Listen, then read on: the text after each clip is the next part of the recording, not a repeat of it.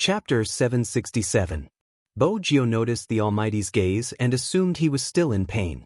Hence, she started to massage his head gently. Some people, they were born with the dark side. But even so, in front of a certain person, they would retract all their thoughts. To Bojio, Chin-mo was that certain person. Childhood companionship was important. No one could explain it clearly. Madame Zhang heard the commotion and hurried over. Young Master Jio, what's wrong? Brother Mo has a headache. Could I trouble Madame Zhang to make a call? The Qin family should have a private doctor. Bojio didn't give Chin-mo a chance to speak. Madame Zhang didn't either. Her decision was the same as young Master Jio's. At this moment, Chin-mo found it interesting. Why did this guy raise him like a glass doll? Because of their posture. Chin-mo reached out and held onto her waist. He did the same.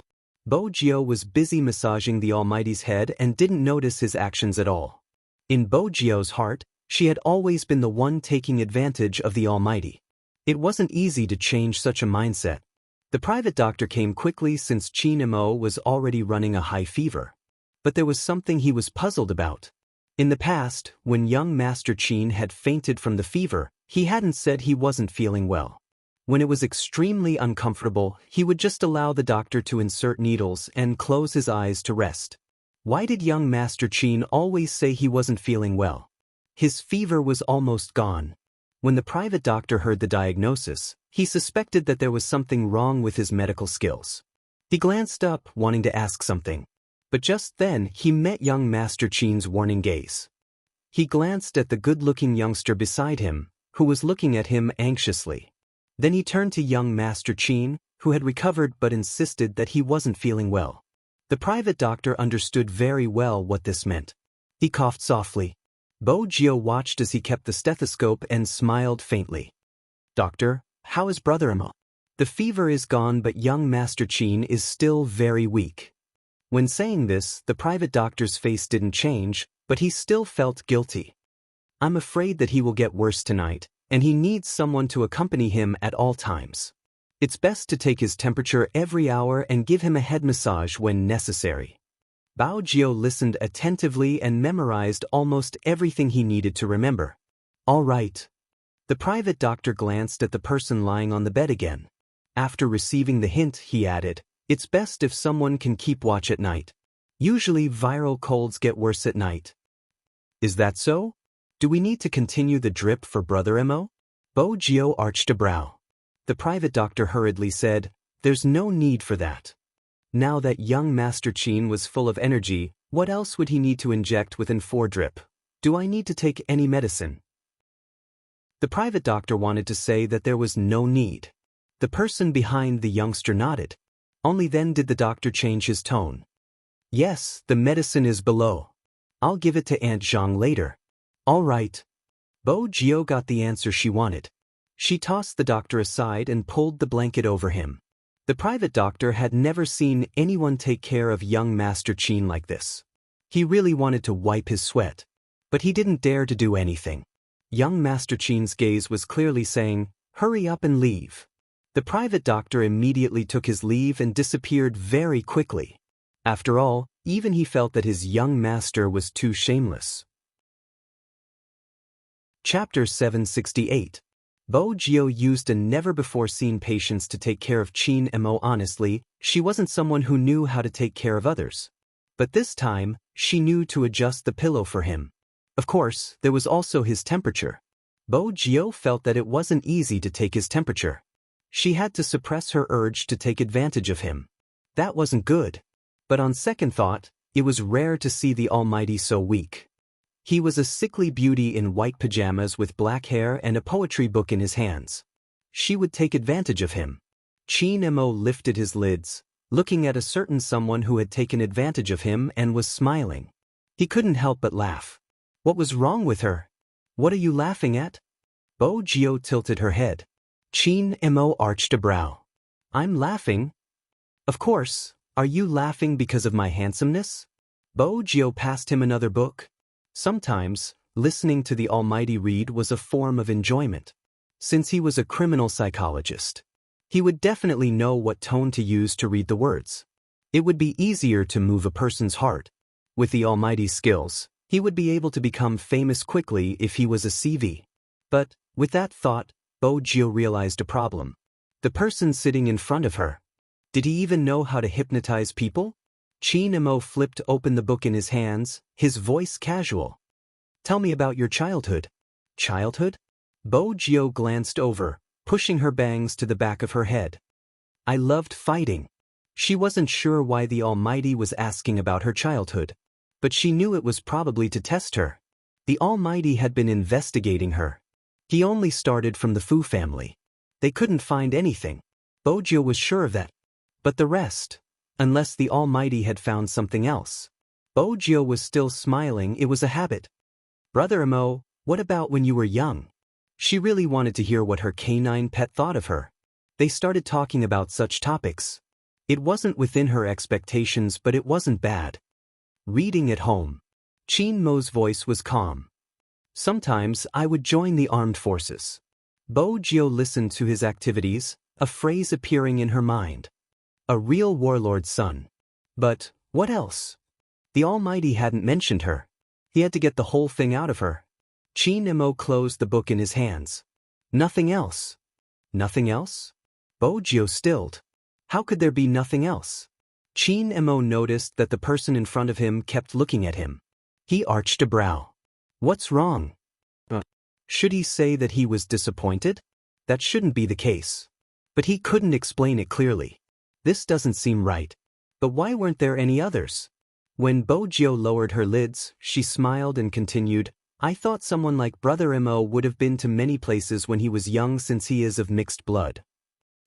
Chin Emo replied instinctively. Then he glanced up. Perhaps I have, but I can't remember. What did forget mean? Bojio glanced at him. Chin Emo glanced over. Grandfather said he brought me to America, but I have no recollection of it. It's the same with other things. I lost a period of memory. Bojio hadn't expected such an answer. He had never seen anyone so calm when they said that they had amnesia. Chapter 769. The personal doctor you saw just now would occasionally check on my mental state. Chin Emo chuckled with a hint of mischief in his voice. Do you think my mental fortitude is better or his mental fortitude is better? Bojio understood. The Almighty had never been cured. Based on his battle experience, he was confident. The Almighty had never tested anyone's mental state in front of her before. But everything had to do with the fact that he had washed his hands. Bojio hadn't forgotten. Who had caused her such a huge loss. Hence, a normal psychologist wouldn't be able to deal with the Almighty. Did that mean the amnesia was selective? Fortunately, it's just my childhood. Also, why was his hand injured so badly? What was with the water covering his head? Chin Emo glanced down at his hand, his gaze sinking. Bojio wanted to say, but you had me when you were young. But she thought about it. She lifted her head and drank the water in her hand. Then a faint smile. It had started from the day she had left. Her father had told her. It was best to forget about her pet. It was a form of protection.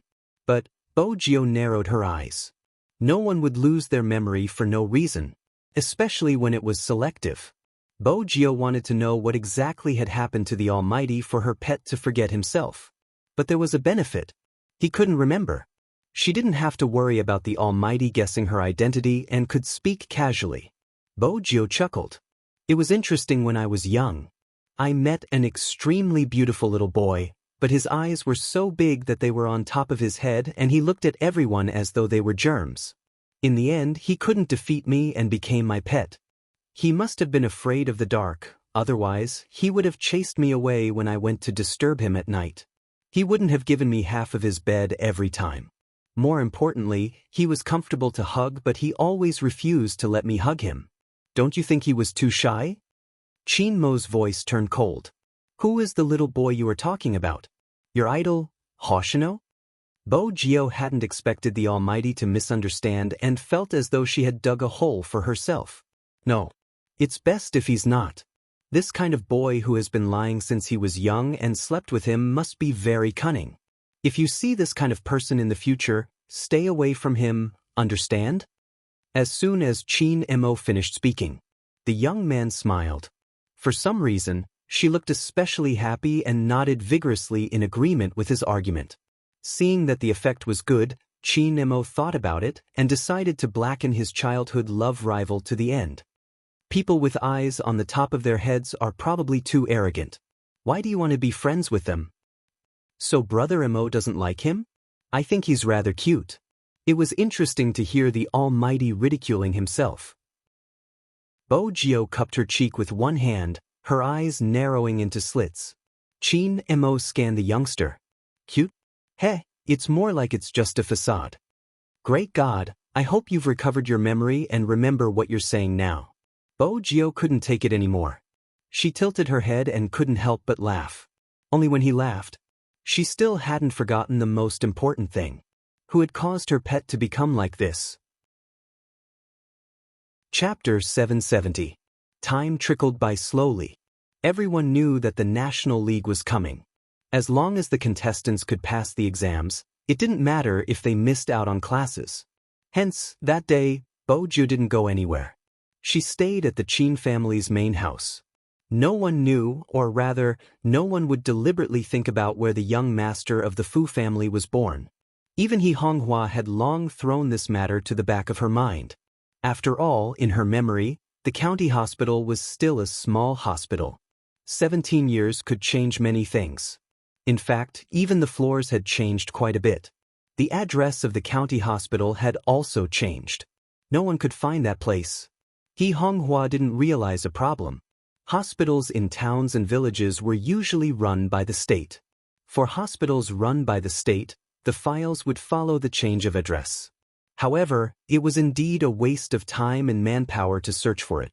It wasn't easy for Wu Zhen and Su Mei to find He Honghua's name from the 4 months of files.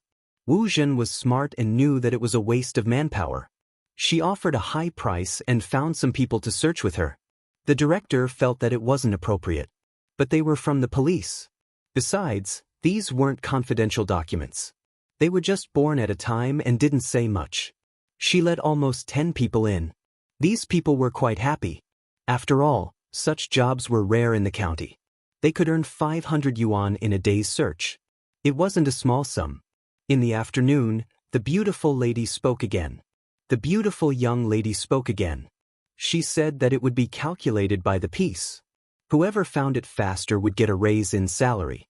This time, only the sound of paper flipping could be heard in the archives. Miss Wu is smart. Su Mei had always been clear of her position. Since she knew that Wu Zhen couldn't be provoked, she naturally went along with her. Wu Zhen glanced at her, flipping through the files in her hands. Let's see the results now. To Wu Zhen, some things could only be solved by spending money. Moreover, it could indeed increase efficiency. This had always been her strength. She knew what the system was like. And she knew it in her heart. This time, Su Mei had found her. The secret she mentioned should be able to completely destroy that gay. If not, he wouldn't have the guts to offend the Chin family. Wait until she dug out the secret. It would also be able to dissipate the hatred in her heart. Su Mei's eyes were also shining. All she needed now was one piece of evidence to prove her conjecture. If it was really what she guessed. That little country bumpkin had lost all his reputation. The National League would also reconsider whether or not he was qualified to participate. After all, his identity as a boy was a huge scam. The more Su Mei thought about it, the faster her hands moved. She believed that in another day, they would be able to find the evidence. Tomorrow they would hire more people. Soon they would succeed. Wu Zhen thought so too. After all, no one could stop her from doing what she wanted to do. The hired workers were also thinking of ways to earn more money. But at this moment, for some reason, there was a commotion outside. The hospital director ran in, sweating profusely. Stop, stop. Chapter 771.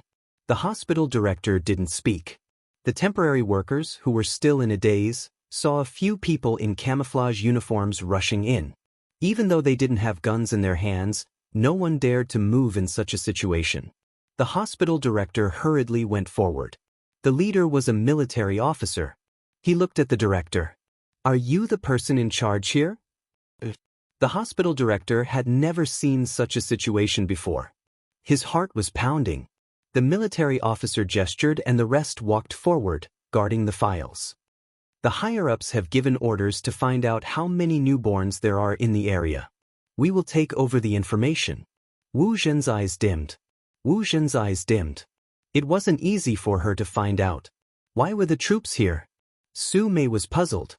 What was going on? Miss Wu, what should we do now? She had been stabbed in the back by someone like that. What about the secret? Wu Zhen stood outside the door. Seeing her temporary workers being chased out, her face darkened. Her identity as a police officer was useless against the people in the army without negotiation from the higher-ups. These soldiers did not look like hospital directors, nor did they look like some of her colleagues. They were like a hard rock when it came to executing missions. They weren't affected by force or persuasion. If they didn't receive orders, the mission wouldn't end. It seemed like she had to use her connections. Wu Zhen glanced at the darkening sky. I'll make a call. Most of the Wu family's connections were in the city center. Almost all of the directors were inseparable from the Wu family. A county-level military unit like this? It would be easy to find the Jiang family. The aristocratic families had connections. Since the Wu family and the Yin family were aristocratic families, their relationship with the Jiang family wouldn't be too bad. Wu Zhen thought about it. There wouldn't be any important missions in such a small place. Moreover, it was related to the livelihood of the people. There was room for negotiation. If Jiangzhou asked, it wouldn't be a problem for her to get the information of one or two people. After all, that person had a military rank on him. Jiangzhou received Wu Zhen's call on his last day in the Jiang family. Even though Mother Shui had promised Shui Yaoyao to stay outside, she would still call her daughter home on such occasions. Regardless of what was going on outside, the family had to maintain the basic liveliness. This was what Mr. Jiang had always emphasized. It could be seen that Father Jiang was in a good mood because he did not expect that his son, who had always been at odds with him, would sit there and eat without saying anything. Even though his expression wasn't great, it was much better than when Mother Shui had first met him. Because of this impromptu family gathering, Shui Yaoyao's training didn't last till the end. But even Mother Shui could tell that her daughter had never worked so hard before. Looking at her face, which was no longer round, Shui Mining couldn't help but sigh. Mama Shui didn't dare to put food in Shui Yaoyao's bowl. He was afraid that he would agitate Jiangzhou again. He didn't want to see a loving mother and a filial son. Old Jiang also said that some things and some words should not be said in front of Jiangzhou. Brother Shui, who was sitting beside her, frowned when he saw Yaoyao. Sis, did you lose weight? As soon as he said that, Jiangzhou, who had been eating silently, put down his chopsticks and wiped the corners of his mouth with a napkin, his eyes fixed on Yaoyao. The atmosphere was a little tense. Brother Shui regretted what he had said. Shui Yaoyao, on the other hand, was much braver than before. After she finished the pork ribs, she lifted her head and smiled. There has been too much training recently, so everyone lost weight. It's normal. Chapter 772. Jiangzhou looked at her, placing the tissue down. Brother Shui heaved a sigh of relief. He admired his brother, but at the same time he felt pressured. Shui Yaoyao had indeed lost weight. The clothes she used to wear were a little shaky. Even her battle uniform had been changed by Feng Yi. Every fat person who slimmed down would be a successful countervailing force. This sentence was indeed not wrong. Shui Yaoyao was originally very fair, but probably due to the exhaustion from training, she didn't wear her personal clothes. Instead, she wore a dashing uniform.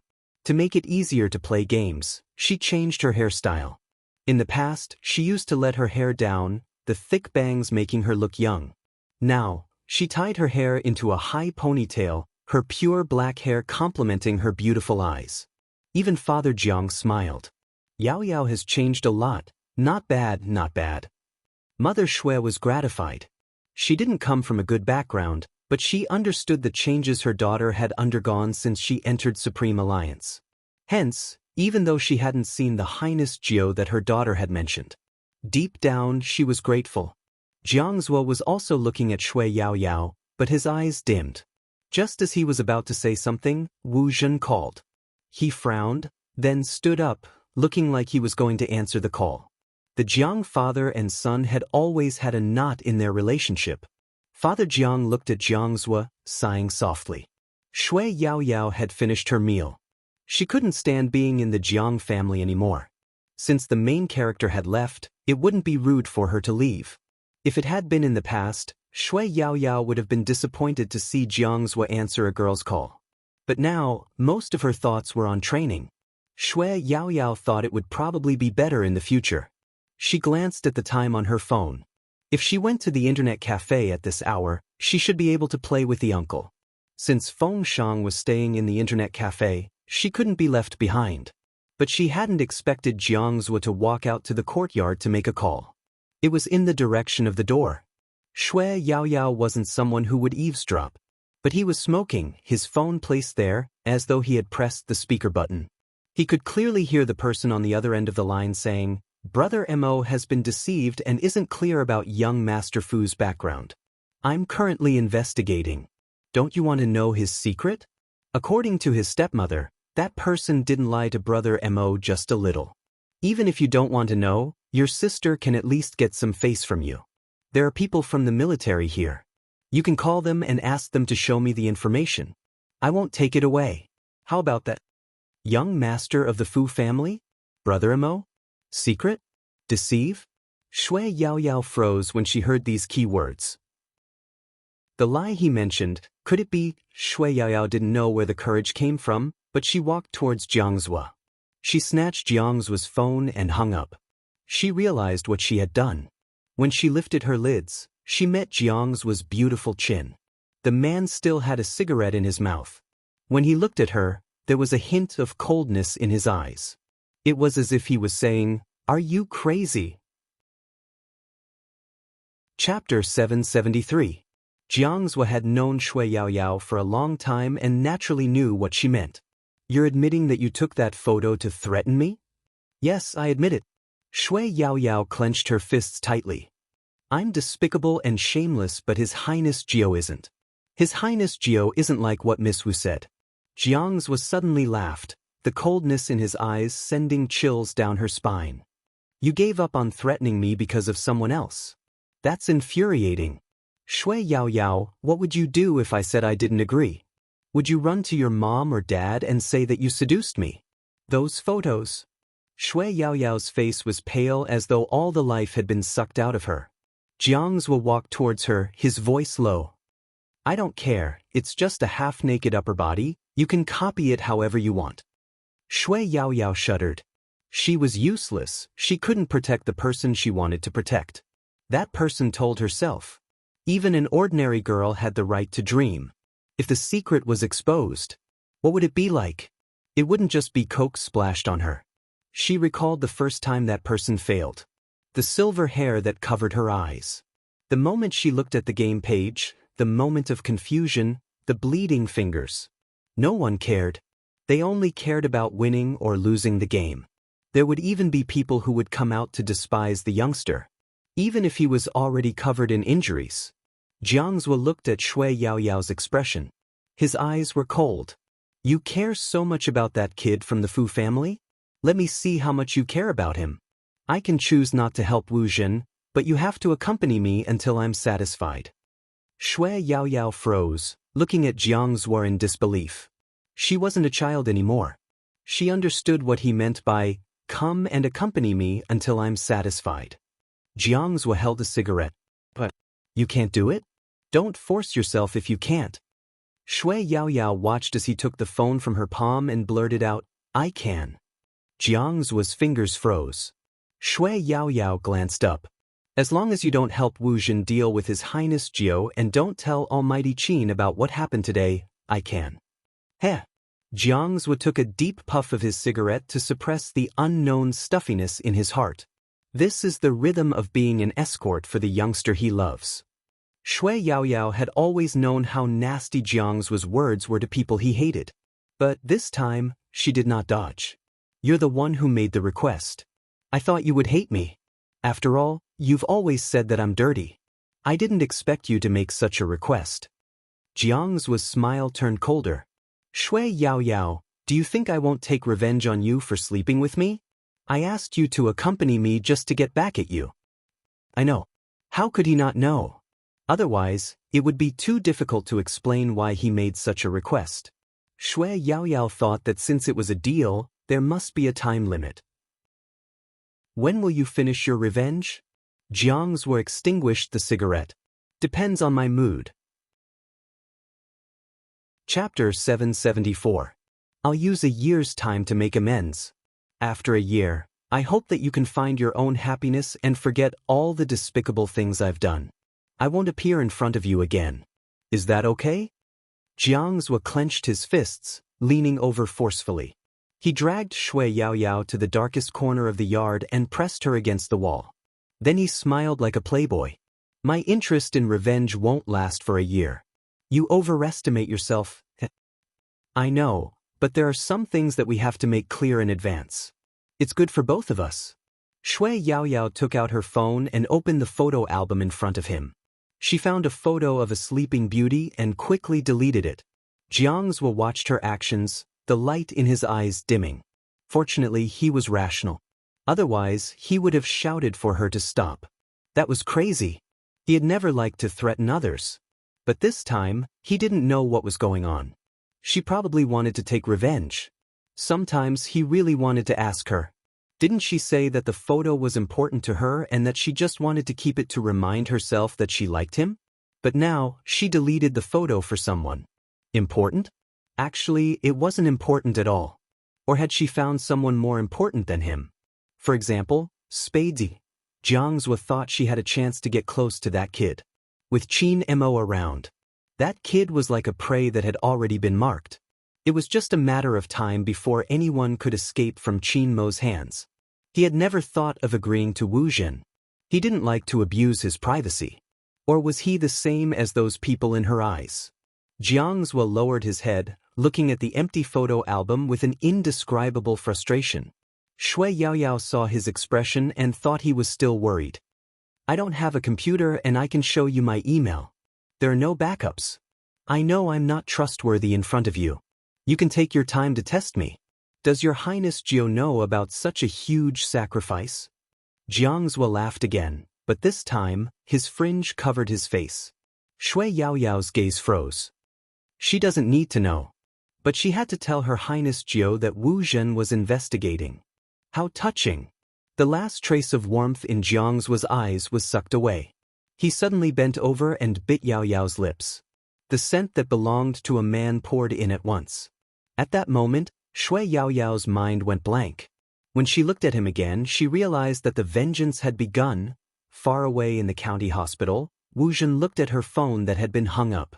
When he called again, the other side didn't even pick up. Even the look in his eyes changed. She clutched her phone tightly in her hand. What was going on with Jiang's? Su Mei saw that she could not get through and knew that something was wrong.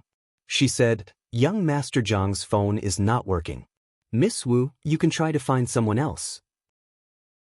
The rank of the troops stationed in the county should be very low. It could be your friend or old Wu's friend. Wu Zhen had wanted to get Jiang's to do it quickly since the Jiang family's military power was second only to the Qin family. But Su Mei was right. There was no need to hire a broadsword for such a small place. After thinking it through, Wu Zhen dialed her grandfather's number. Chapter 775. He instructed Wu Zhen to pass the phone to the officer in charge. Wu Zhen could tell from his aura that there wouldn't be a problem. Unexpectedly, the officer answered the call, but said to the other party, This matter is not under your jurisdiction. You have no right to ask. The officer turned to Wu Zhen. Niece, your case is a little complicated. It should be the military investigating something. The other party isn't an ordinary soldier. You should come back. He was trying to persuade her. But Wu Zhen wasn't going to listen. She felt that his rank was too low. He was strong on the outside but weak on the inside. He couldn't even manage a small city. Wu Zhen tried to think of a solution. The leading officer swept her a glance. He took out his phone and sent a message. Young master, all the information has been sealed. I've asked the hospital director, and Wu Zhen and Su Mei are looking for young Master Jiao's birth file. Once we find it, I'll seal it and send it to you. However, Wu Zhen is currently looking for someone and a military commander just called. Should I reveal my identity to ensure the operation continues? When Qin Mo received the message, a certain someone was checking his temperature. Bo Jiao heard the phone ringing. When she unbuttoned his shirt, she arched a brow. Aren't you going to look? I'll check your temperature first. Qin Mo replied calmly. The intelligent Bo Jiao quickly realized that it wasn't convenient for the Almighty to look at the message in her presence. Hence, she found an excuse to go downstairs since the Almighty would only be so guarded against her when he was investigating a case. At times, she was rather understanding. Bo Jiao picked an apple and bit into it, intending to give the Almighty some space to investigate.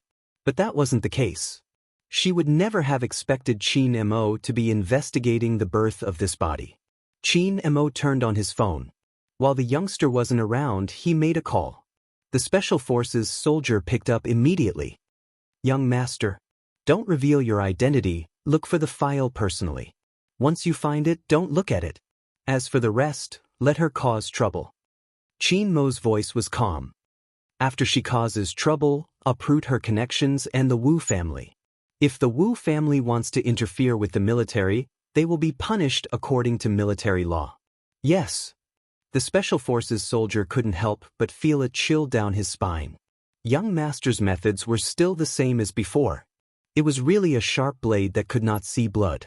Everyone knew that if he were to reveal his identity now, Wu Zhen wouldn't look for anyone else. I will also settle down. But he did not want to be exposed. With Miss Wu's temperament, she would probably break more and more rules. At that time, he would make his move. Indeed, even old Master Wu could not get her out of there. Of course, if she didn't make a fuss, everything might have turned around. Therefore, this was the cycle of karma. Wu Zhen never believed in karma and only believed in power. In the face of money and power, who wouldn't give in? She threw money around, and someone would help her. Similarly, as long as she used her power, she would be able to make those soldiers who stood in her way return to the army. What she didn't expect was that when she asked the officer to answer the phone for the second time, the officer raised his eyebrows and said a few words to the other side of the phone before hanging up. Then he added, Miss Wu is suspected of bribery and obstructing our department from carrying out its mission. If there's any problem, we'll discuss it in court. Chapter 776. The military had always been swift in their execution. The moment he finished his sentence, someone pressed down on Wu Zhen's hand. Wu Zhen had never been treated in such a manner. In the past, she had been the one arresting others. Who could arrest her? She was the sole heir of the Wu family. Do you know who I am? How dare you send me to the military court? Wu Zhen narrowed her eyes, her voice turning cold. I'm here to investigate a case. Since when did the military have the right to arrest a police officer? If you aren't clear about your duties, call your regiment commander. You won't be able to bear the consequences of offending someone you can't afford to offend. The soldier swept her a glance, his tone indifferent. Miss Wu, you don't have to worry. What consequences can there be for me to carry out my duties? Instead, after being fired, you refused to hand over your badge and obstructed the military's mission.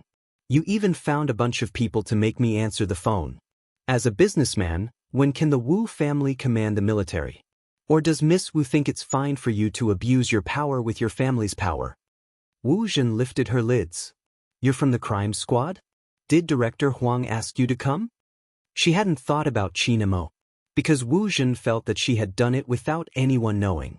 Unless it was someone from the crime squad who had been trying to push her out, that was why they came up with such an excuse. She knew Fatty Huang didn't like her. Her grandfather had said that if Fatty Huang made her leave the crime squad, he would definitely find a chance to get revenge for her. Hence, Fatty Huang bore a grudge against her. Wu Zhen narrowed her eyes, scoffing coldly. I'm just here to investigate something. It has nothing to do with the crime squad. What right do you have to control me? The soldier watched her, wondering how she managed to get into the police academy. She was an insult to the profession. There's no need for the crime squad to control someone like you. Miss Wu, you've been pampered for too long. Have you forgotten that as an ordinary citizen, there's nothing you can and can't do? You've already been fired, yet you're still pretending to be a police officer. Miss Wu, do you think the Wu family will be able to bail you out? Don't worry, it won't happen again. Take her away. Wu Zhen clenched her fists at the last word. She wasn't done with the crime squad. Wu Zhen was brought to the military vehicle and Su Mei couldn't escape. Those who stayed behind continued to look through the files. All of a sudden, only the sound of paper flipping could be heard. Piles and piles of files were carried in and carried away. There were very few people who knew about this. One of the characteristics of the military was secrecy. The director of the hospital was not stupid. Of course, he would not do such a thing. What's more, he had heard enough. The people who came to find him at the beginning were no longer from the police. From the looks of it, he was making things convenient for someone who shouldn't be making things convenient, so he didn't dare to say anything else. With a bunch of soldiers standing in front of him, his legs went soft. But what exactly were these people investigating? He couldn't figure it out no matter how he thought about it. The night deepened. Qin family main family. The armed policemen were still standing outside. From the inside of the house, he could even see the sentries standing guard. There are so many armed policemen stationed here. Why aren't they giving people a chance to kidnap them? Bo Jiao placed one hand in her pocket, tossing the apple core into the bin as she muttered to herself. Madame Zhang thought Bo Jiao was looking at something. She tilted her head and glanced over. Then she smiled. Young Master Jiao, do you think the courtyard is too quiet at night? That's right. Bo Jiao lifted her lips, calm and composed. She didn't reveal her intention to kidnap them at all. Madame Zhang held a plate of freshly cut oranges in her hands. She must have seen Bo Jiao munching on the apple and couldn't help cutting a plate of oranges. She knew young Master Jiao had a big appetite. I think it's too quiet too. Fortunately, young Master Jiao is here. Madame Zhang couldn't help but smile as she spoke. Madam is rarely at home and boss is always in the army. Young Master usually eats alone, so there aren't many lively times at home. But it's different now that young Master Jiao is here. Young Master's appetite is obviously much bigger than before and he even smiles occasionally. Even though young Master doesn't say it as a servant, I know that young Master likes young Master Jiao's presence. Even Madam is very grateful to young Master Jiao for accompanying young Master. After all, young Master's personality is indeed difficult to get along with, so I hope that young Master Jiao can be more forgiving in the future. Bo Jiao took the oranges from Madame Zhang's hands and smiled lightly. Madam, don't worry. I'm the kind of person who knows what I'm doing. I know how Brother Mo treats me. Similarly, how important that person was to her. She knew it clearly. There were many things. She didn't want to scheme anymore and she didn't want to be on guard anymore. If it had been someone else, she would have made sure nothing would go wrong. But that was Qin Mo. That was the Qin Mo who had accompanied her for 3 years and 2 months when she was young. That was the Qin Mo who wanted her to kidnap him and leave without a care for anything else. That wasn't someone else. Bo Jiao fiddled with one of the oranges. If she was destined to live in darkness for the rest of her life, she hoped that the lamp named Qin Mo couldn't be extinguished, even if they became enemies one day. He was also the most important person to her and the person she couldn't bear to drag into the darkness to accompany her. Madame Zhang watched the gentle smile on the youngster's face and heaved a sigh of relief. After all, young Master hadn't seemed happy when he had returned yesterday. I'll have to trouble young Master Jiao to take care of young Master today. Honestly, I was shocked when young Master Jiao appeared in the morning. Speaking of which, young Master Jiao, how exactly did you come in? I clearly remember that I locked all the doors. Bo Jiao touched the bridge of her nose. In order to maintain Madame Zhang's impression of her as an understanding person, she didn't want to tell her about climbing the wall. Bo Jiao changed to a more tactful way of saying, the back door wasn't locked. You must have forgotten, back door? Madame Zhang was still trying to recall. Bo Jiao had already carried the oranges upstairs. Hey, wait, young Master Jiao, where's the back door? Of course, Bo Jiao wouldn't turn back. How was she going to explain? Besides, she had been plotting to kidnap the Almighty just a moment ago. If Madame Zhang found out about her thoughts, she would never dare to trouble her young master again. Bo Jiao didn't have free hands. She lifted her legs and bent her knees to push the door open. Qin Mo heard the commotion outside. He glanced up, replying leisurely, "What is it? The wall-jumping scholar can't take it anymore and is about to be exposed?" Bo Jiao thought to herself, what's the big deal about being a wall-jumping scholar? She placed the oranges down elegantly and reached for the 2 laptops. I won't be exposed for now. As long as there aren't any cameras outside, I'll be safe. Qin Mo watched the youngster, his lips lifting. Bo Jiao felt that his expression wasn't right. She paused. So, there are cameras? The Almighty's reply was to take the remote control and press the power button with a smile on his face. The internet-connected television was switched on. Bo Jiao couldn't possibly not recognize the figure on the screen. It was obviously herself. But the cameras were well hidden. She had intentionally avoided the cameras outside. She hadn't expected there to be another one. She didn't need to guess to know who it was. As compared to the school's wall, the height of my room isn't much to you. When the Almighty spoke, he never forgot to bring up some dirt on her. Bo Jiao was already used to it. She sat there with the Almighty and admired her dashing figure. She had wanted to confirm the position of the last camera. Qin Mo was watching too. Compared to Bo Jiao, he was more focused on the moment the youngster reached out her right hand to grab onto the wall. Her fair waist was exposed. It's pretty. Bo Jiao assumed the Almighty was referring to her skills. She didn't think much about it. Since it was a dark history, she wanted to delete it. The Almighty was one step ahead of her and pressed save. His action was very casual. Bo Jiao couldn't understand why the Almighty would keep the video of her climbing the wall. It seemed like he was collecting her dark history. For instance, the next time he called her a scholar, the Almighty had allowed her to watch the video. However, Bo Jiao was still too naive. The reason why Qin Mo kept the video wasn't just to leave dark history behind. More importantly, there was a particular scene that made him feel. The moment his eyes sank, Qin Mo's throat moved slightly. In the end, it took a lot of patience.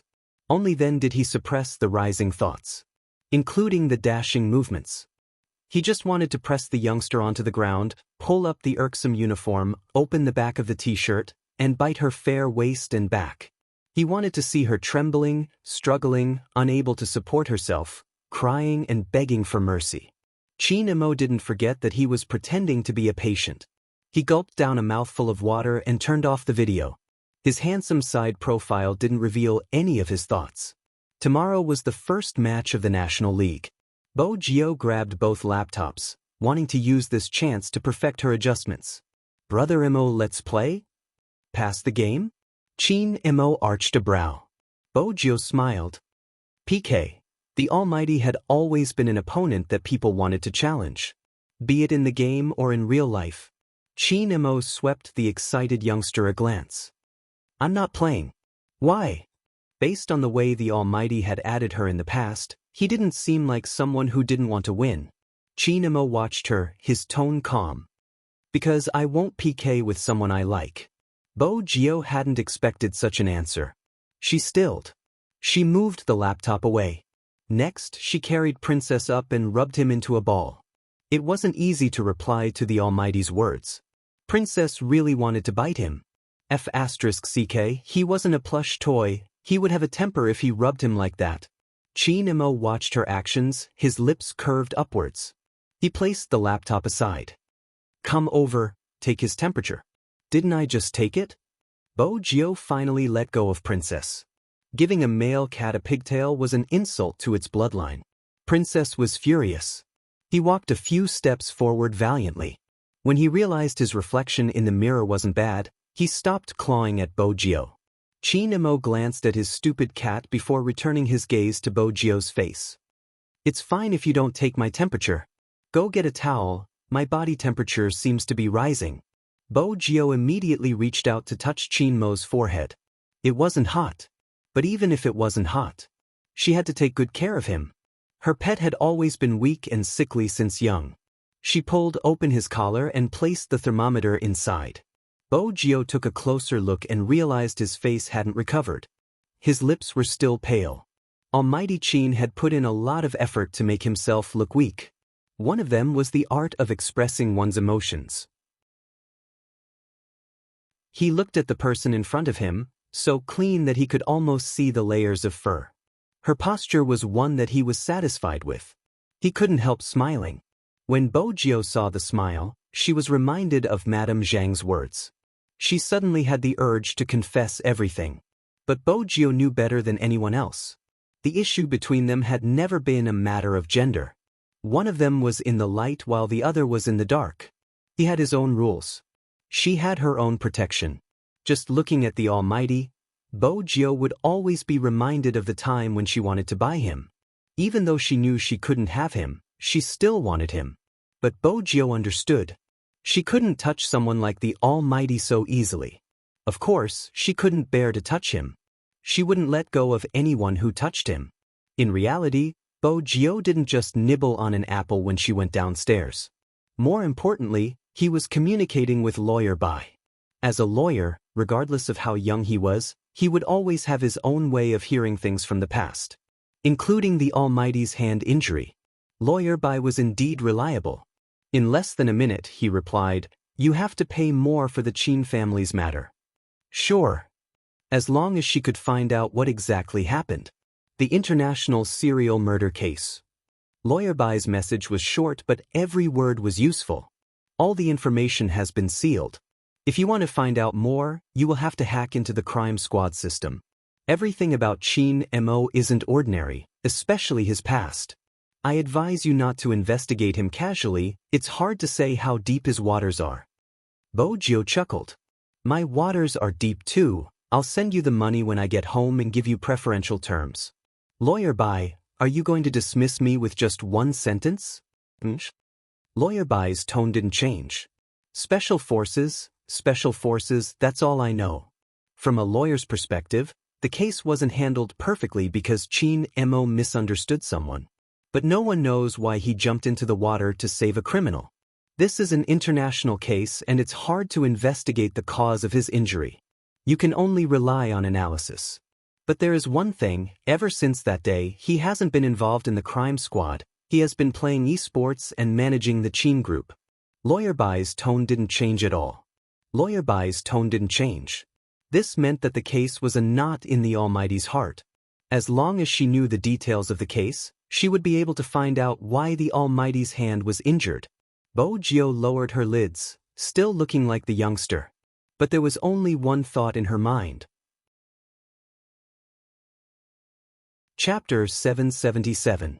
The Almighty's call interrupted Bo Gio's thoughts. But this time, it wasn't news from the special forces. Instead, it was from the crime squad.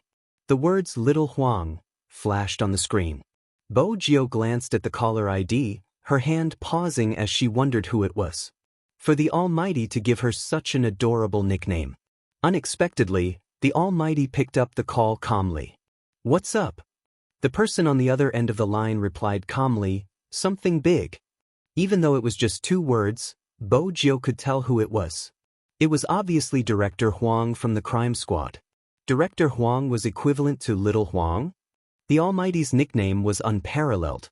But there was one thing, the Almighty didn't seem to mind speaking in front of her. Bo Gio could vaguely hear the other end of the line. About that woman, we already have an answer. Just like what you said, it's not that simple. There's a dating app that can locate nearby cars. Some drivers will post messages on it. If the girls are willing, they can provide their phone number to the driver, and the driver nearby will call the girl and send her home. But this kind of driver's car is usually registered with the software company, so there shouldn't be any problems. But the girl also confessed that it was because of that time that she contracted AIDS, and, once again, Bo Gio was certain that Almighty Qin had no intention of avoiding her. Because when Director Huang paused, he asked, and what? And we've checked, the car she left her phone number in doesn't seem to be the same car that came to pick her up. Although the driver also drove a BMW, it was clearly recorded on his dashcam that day that he picked up another girl. After sending her home, he also went home, so we ruled out the possibility of that person committing the crime. After the people below told the woman about this, she was in a bad mood. She said she didn't expect that note to be real. Chin Mo's gaze sharpened. What note? There was a note left at the hotel. At first, she didn't pay much attention to it. She thought it was a joke, but now that she thought about it, it was all premeditated. Because there was a line written on the note, "Guess who's going to be the next one to get sick?" Director Huang's voice was clearly softer as he spoke. Because if everything was premeditated, then the nature of this matter would be different. Who do you think will be next? It was obvious that this was a serial case.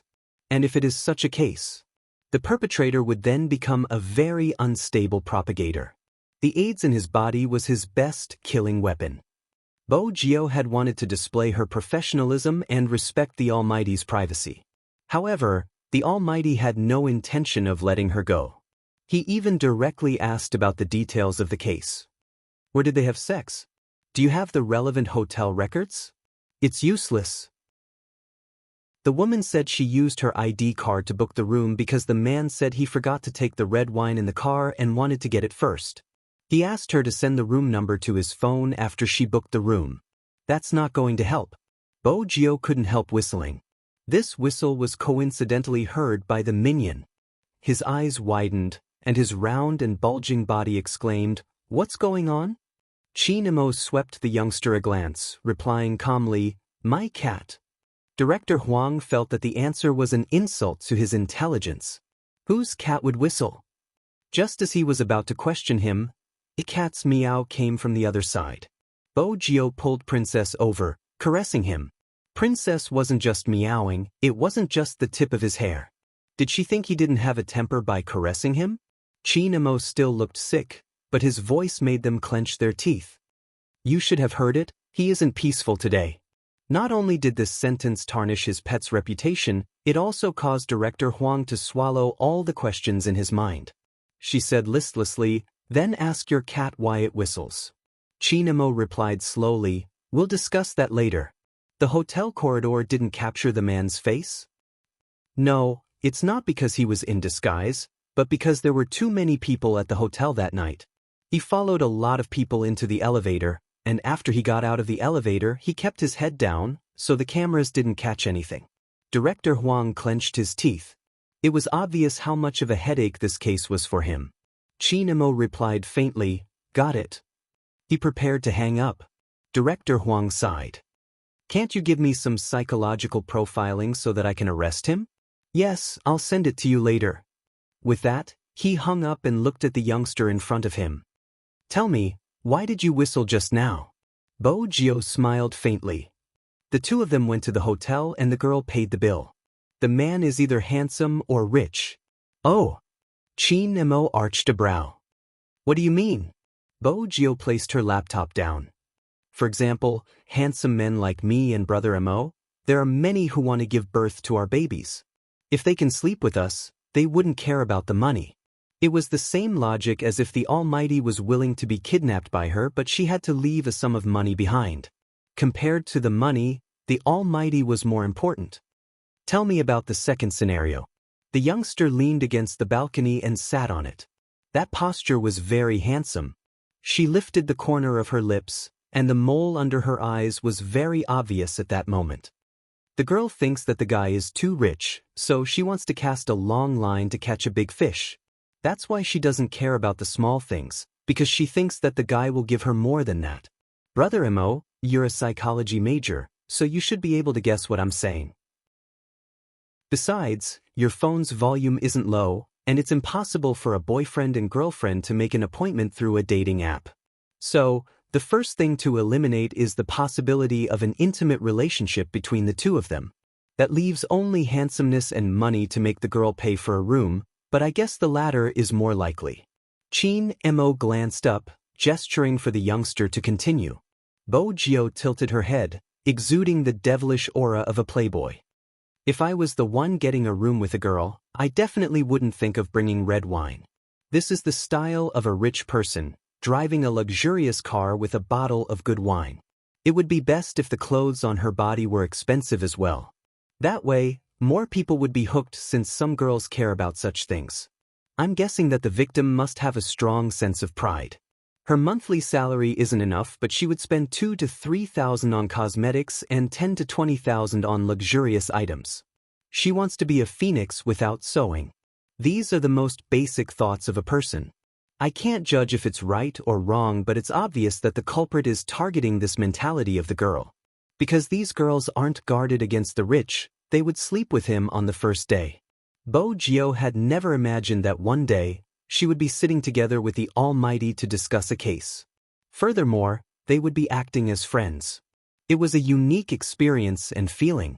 It was easy to feel a sense of excitement that she had never felt before. But very quickly, the excitement was extinguished by the Almighty's words. What if you were the one getting a room with a girl? Chin Imo tilted his head, his voice cold. I didn't know you had such thoughts. Bo Gio paused, feeling a little guilty. It was just an analogy. It seems like you aren't good at physics, you should start learning Chinese again. Chin Mo's gaze didn't warm up. Who taught you to make such an analogy? Bo Gio felt that it was better not to talk about academics. Bo Gio felt that it was better not to talk about academic matters. She leaned closer to him and smiled. Brother Mo, isn't it about time for your psychological profiling? Since she had taken care of him for the past 2 days, Chin Mo's coldness dissipated. The culprit is between 25 and 35 years old. He isn't very handsome, but he isn't ugly either. He has a certain level of male charm, and the smell on his body is very pleasant. He is also very particular about his clothes, clean and rich. He has a certain amount of free time and is extremely hostile towards vain women. He is unmarried.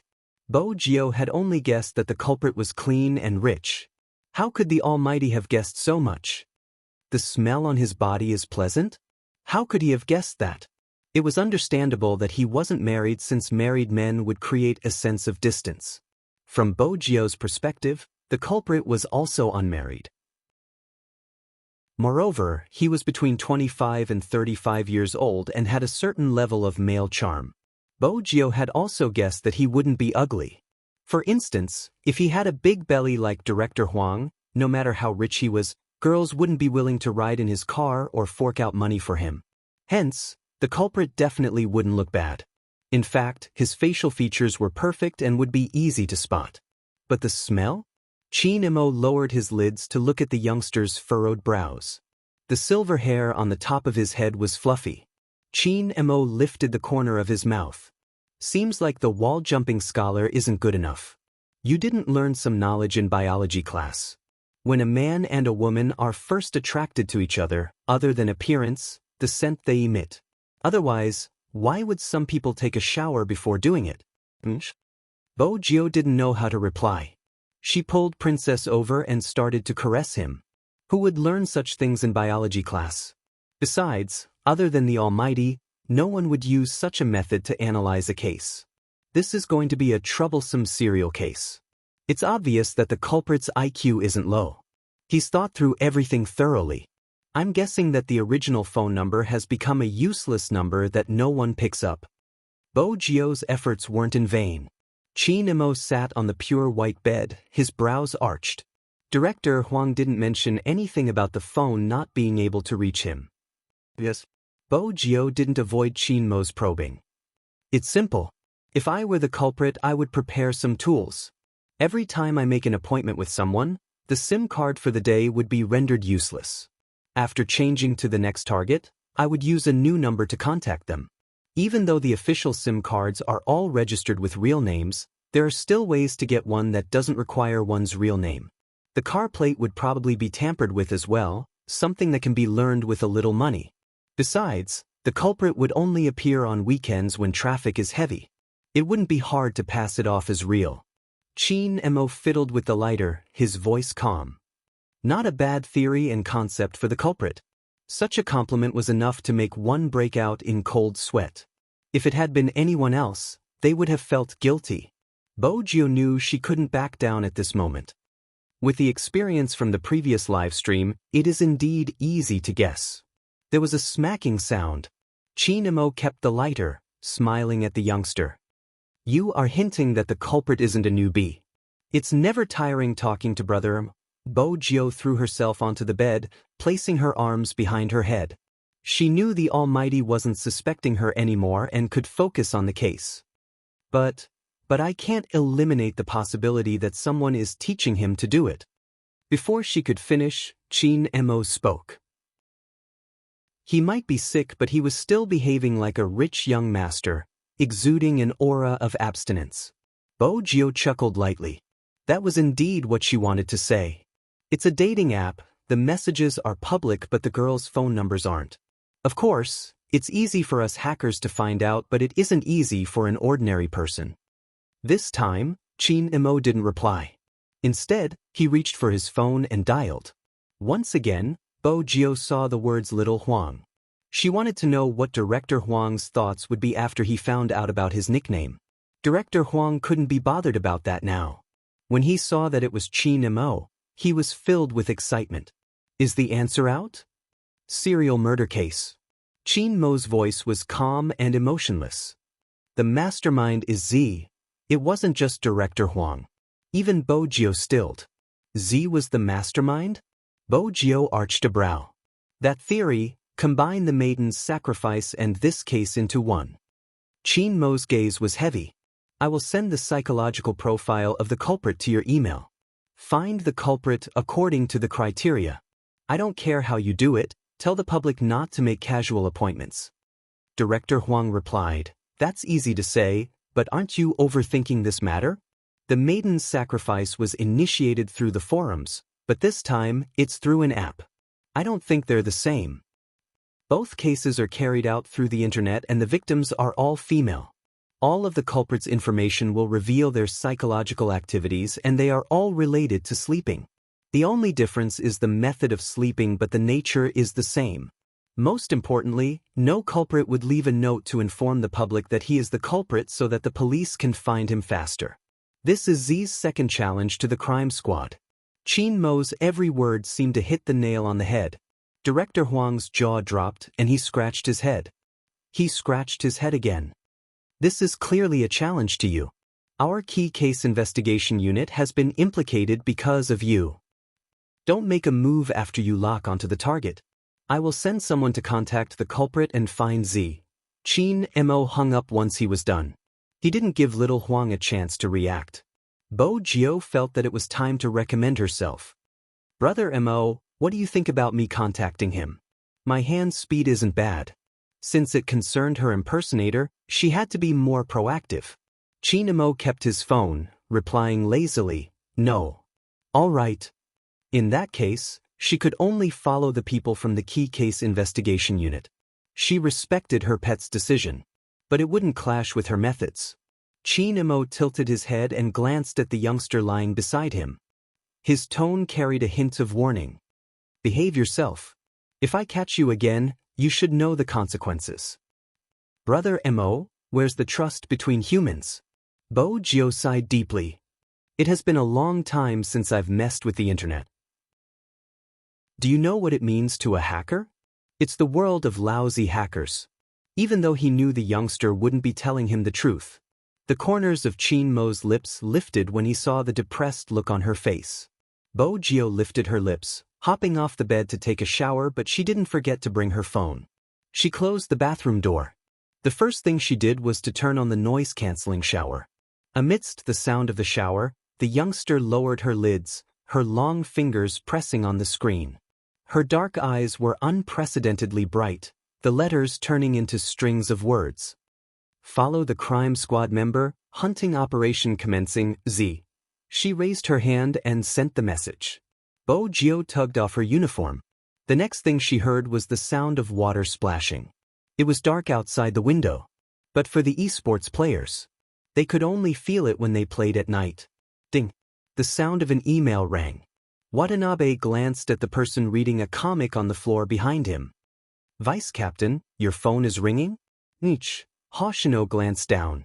When he saw the line of words, he moved his fingers, choosing to delete it. Even the traces were erased. At this moment, he just realized it. Z was really back. He wasn't sure when. It started to rain again. In a remote county hospital, the sound of documents flipping continued. suppressing the sound of the rain. Fortunately, they were all soldiers with good physiques. They weren't afraid of the cold in the archive room. If it had been an ordinary person, they would have been exhausted. The Special Forces soldier was there too. Since it was an order from young master, there couldn't be any mistakes. With him around, he felt that this matter was reliable. But it was undeniable that there were too many documents to check and they could only rely on manual labor. There weren't any shortcuts. Just when he thought they would have to check for another night to find what they were looking for, a voice rang out. Chapter 778. The night sky was accompanied by a light drizzle, each drop sending chills down one's spine. Su Mei and Wu Zhen, who were sitting in the back row, had never suffered like this before. The former claimed to be cultured, but she had always been a mistress and enjoyed the pleasures of a ready-made woman. The latter's background meant that she wouldn't suffer much. Su Mei was still wearing a dress. She hadn't felt cold since she had been in a heated room previously. Now, she was a little irritated from the cold. The garrison in this small place wasn't the same as some of the well-known troops. It was really an insanely poor place. At the thought of how He Honghua had given birth to the little bastard who had been at odds with her, Su Mei felt indignant. Su Mei's heart was filled with unwillingness. Why was a country bumpkin living better than her? She was a highly educated person. Su Mei wasn't the only one who couldn't sit still in such a situation. Even Wu Zhen's expression was extremely ugly. What was the crime squad trying to do? Why did they have to stare at her? She would be able to get her police badge back in a month. With this ruckus, it would definitely be difficult for her to be transferred to the same rank. The most important thing was the secret. Wu Zhen narrowed her eyes, sweeping a glance at Su Mei, who was still throwing a tantrum.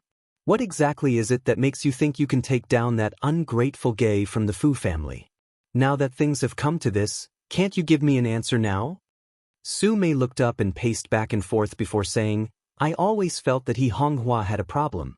At that time, she was still a shareholder of the Fu Corporation and had the right to enjoy a good environment for childbirth, but she just disappeared for 3 months and chose to give birth in a small county town. I was also pregnant at that time, only 5 months later than He Honghua, but in such a short time, she came back with a boy. If it weren't for that little country bumpkin, Fu Zhongyi would have left all his belongings to my son. It was all because Fu Zhongyi was blinded by his son and I was pregnant, so I couldn't give him any advice, so he gave me the cold shoulder at that time. Fortunately, that little country bumpkin didn't live up to his expectations, otherwise, I really wouldn't know how to get his attention back. At that time, I wanted to get someone to investigate, but later on, I hired a private detective. He said that when He Honghua gave birth, she found a friend of hers to help her deliver the baby in the county hospital. They even did some confidential work, but I couldn't find out who that friend was, but according to the nurse who accompanied her during the delivery, He Honghua. Su Mei looked up and paced back and forth before saying, I already felt that there was something wrong with He Honghua.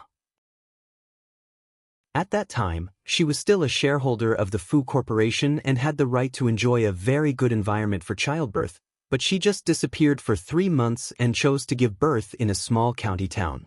Su Mei paused. It wasn't a boy, it was a girl. Upon hearing that, Wu Zhen suddenly lifted her lids, her pupils dilating. A girl? Are you sure? It was because the nurse wasn't sure. She said she vaguely remembered it was a girl, but later said she remembered wrongly. It should be a boy.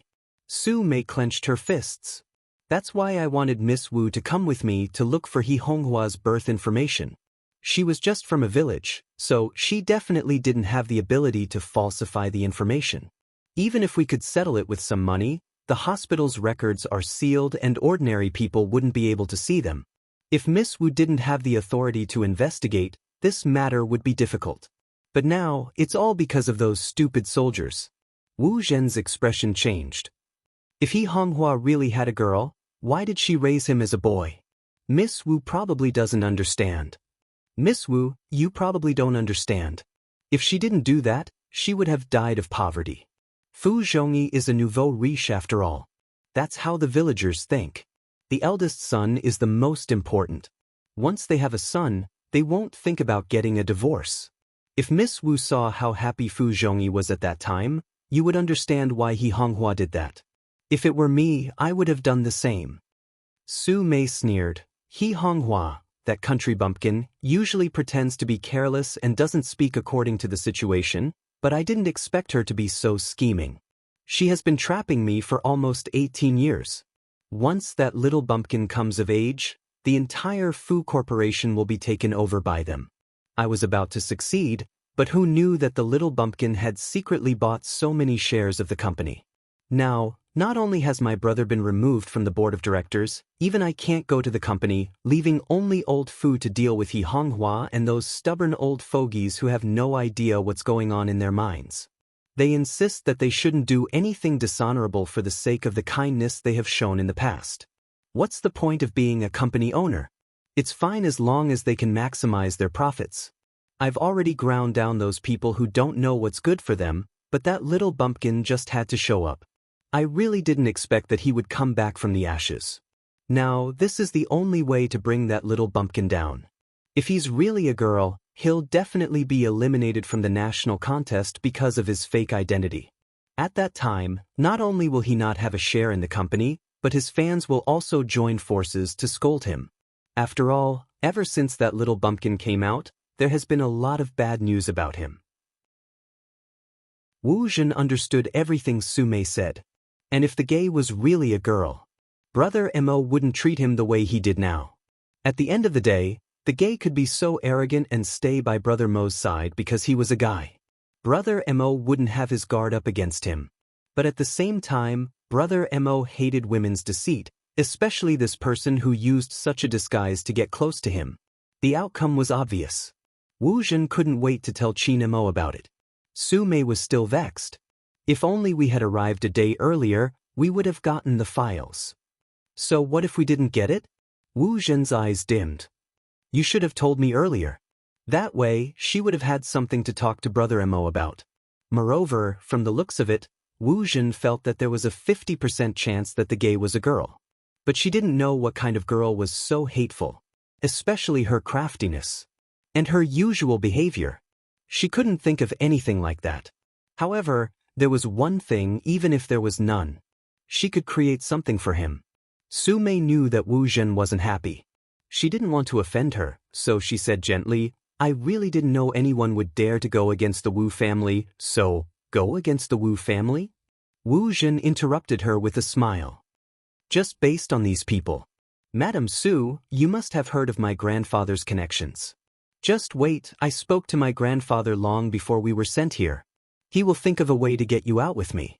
We will be back in Jiang City by tomorrow morning, just in time for the National League. When the time comes, she would tell Brother Mo. That gay's fate had come to an end. Su Mei heard Wu Zhen's words, her discomfort disappearing completely. Miss Wu is really thoughtful. As long as the Wu family's connections were there, what was there to be afraid of?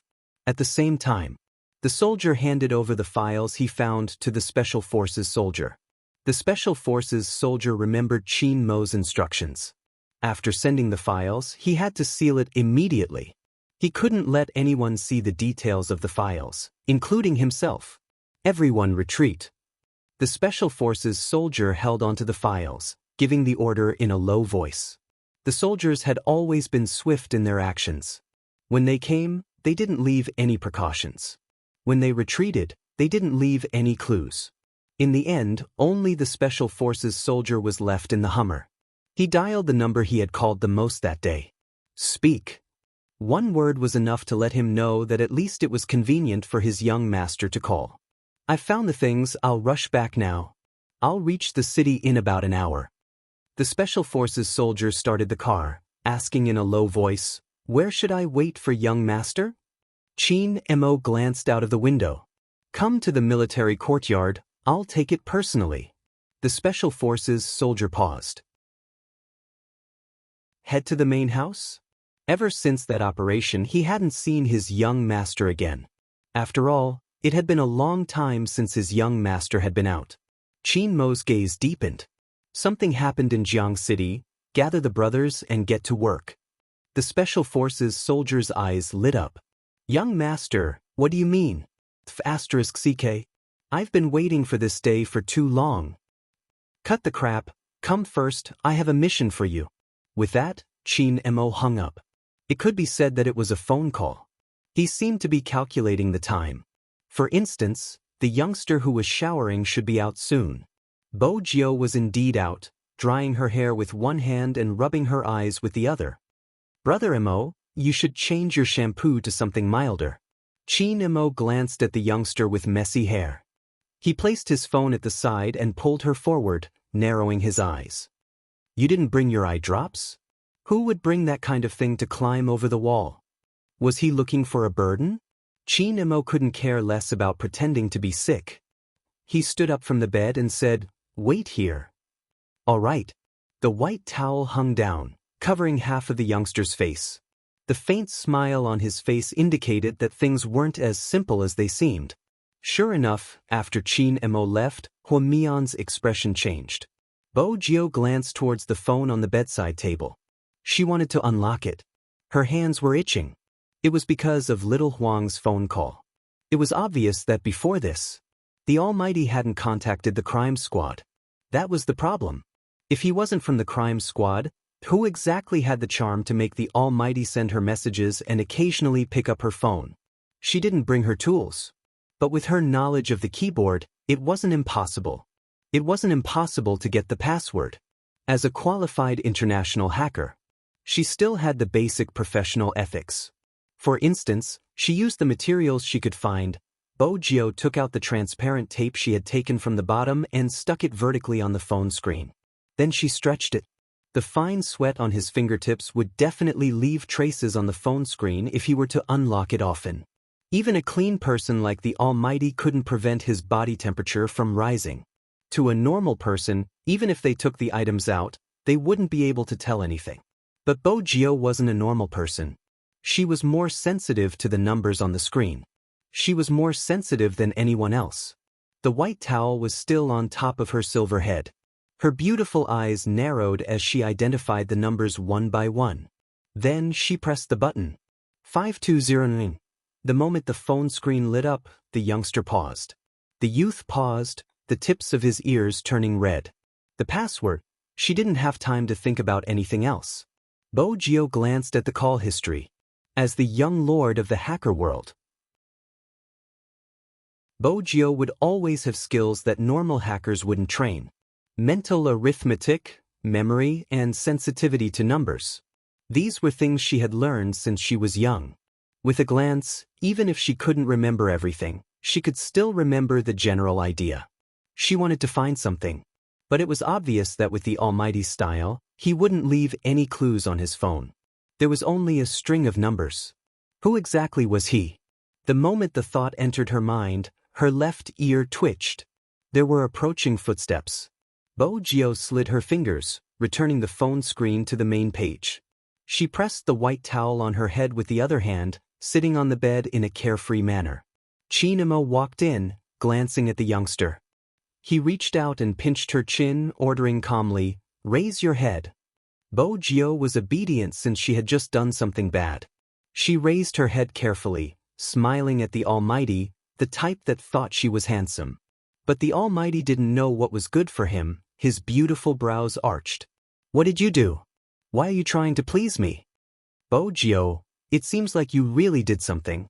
Chin Mo watched her reaction, sweeping a glance towards the bedside table. "The position of the phone, it wasn't like this when I went out. It seems like wall-climbing students like to go through other people's things. In that case, you should know the password 5209. When Bo Jio heard the password, she coughed instinctively, feeling as though she was choking. Chin Mo continued to pinch the youngster's chin, tilting it upwards. He was nonchalant, his handsome face inching closer, his breath hitting her face. "Honestly, are you trying to decipher all the password-protected items in the room because you want to hear my confession?" Bo Jio. The Almighty's ability to backstab her. "I clearly returned it," Bo Jio muttered. She really couldn't tell which part of the phone had moved. Chin Mo turned, his fair fingers pointing.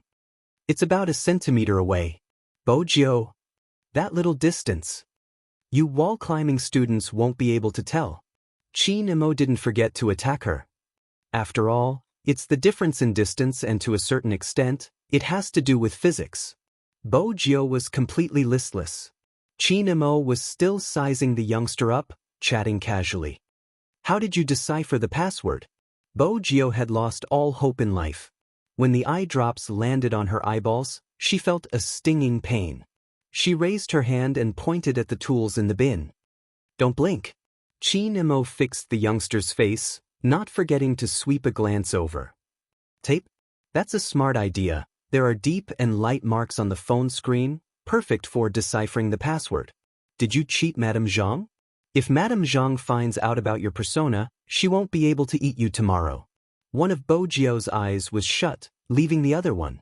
Her cheeks were puffed up, looking like a pretty youngster. My handsome persona is enough, everything else is meaningless. I didn't lie to Madame Zhang, I stole it. Chin Imo chuckled. Does stealing give you a sense of accomplishment? Bo Jio touched her pocket, reaching out to place a crumpled 10 yuan in Chin Imo's hand. I'll buy it at the original price. Chin Imo arched a brow.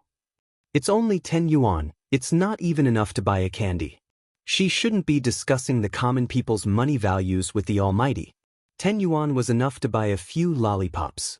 The last drop of eye drops fell into her eye socket. Her vision was plunged into darkness. All that was left was the man's pleasant voice. Don't open your eyes, close them for a while, I'm going to shower. Bo Jio was lying on her side. Princess had wanted to sneak an attack on her since he wouldn't be able to live up to his name if he didn't take revenge for being needed. Who knew that the moment she walked into the room, the youngster would scoop her up and carry her in his arms. This youngster was so cruel, how did Master tolerate him? Princess's body was soft, furry and soft. Moreover, there was eye drops in her eyes. The tip of her nose was filled with a familiar scent. The Almighty's scent. The Almighty didn't seem to care that she was peeking at his privacy. Her puppy was still so nice to her. The youngster's silver hair fell from her ears, covering her beautiful eyes. Even the hand that was hugging Princess had unknowingly loosened its grip, lowering slowly. His breathing became calm. When Chin Imo walked out while drying his hair, this was the scene he saw. His deep gaze dimmed. He walked over, reaching out to caress the face that had sunk into the pillow. The phone screen beside him lit up. Chin Imo stood up, glancing at the caller ID. He walked out of the room before picking up the call. Young master, I'm here. With that, the Special Forces soldier turned the Hummer's headlights into double flashes. Chin Imo glanced up. Don't make any noise, I'm going out. The Special Forces soldier was confused. Why was young master so cautious even in the same family? Besides, didn't young master dislike the rain? Why did he come out? Just as he was thinking about this, Chin Imo walked out in his pajamas. Chin Imo walked out in his pajamas. The pure white cotton home clothes matched with the black umbrella in his hand. There was also the 4 patch on the back of his hand. The Special Forces soldier was stunned by his boss's getup. What was young master doing? Was he pretending to be a sick rich young master? Chin Imo didn't waste his breath, pulling the car door open and entering.